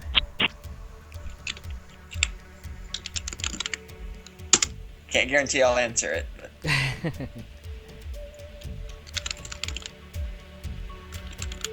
I try to stream like roughly twice a week yearly. I didn't stream much the last week because I had other stuff going on, but I'm hoping to stream probably maybe this Wednesday or so, and then again next weekend. I usually stream JRPG speedruns, like the Final Fantasy series, especially. We're not planning on doing an iPad version of this game. No, I'm not even sure how that would work control-wise. Yeah, because I mean, games designed for either for console or for keyboard and mouse that I've tried to play on iOS or Android before, it just felt kind of weird. Like, yeah. Like if you say I got iOS Streets of Rage for free once, and that was kind of weird because there was basically a virtual controller overlaid on top of the game. I can't stand those. The Android version of Another World, I still haven't really been able to get used to either. Yeah, I mean, some games can translate well to a mobile device, but they're generally like RPGs that don't require precise action controls. Pretty much anything that has to use an on-screen controller to work correctly, I've tried a couple of them that don't like them. Like shoot 'em up games can kind of work. Like Raiden, for example, that can kind of work because you can drag your finger around the screen to move. But yeah, if it needs like an on-screen controller, you know, not a fan of that. Yeah, or even something like Space Invaders or Asteroids could probably work just because of how simple the movement is. Yeah.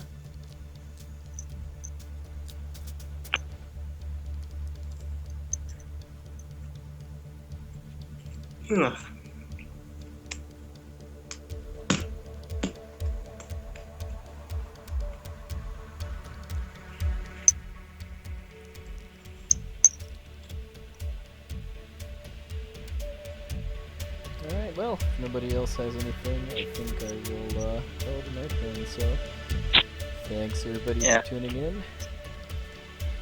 Thanks for watching, everybody. Hope you enjoyed the stream, and I hope you enjoyed the game if you bought it. Yep. Please consider buying Glare on Steam if you haven't already. Very fun game.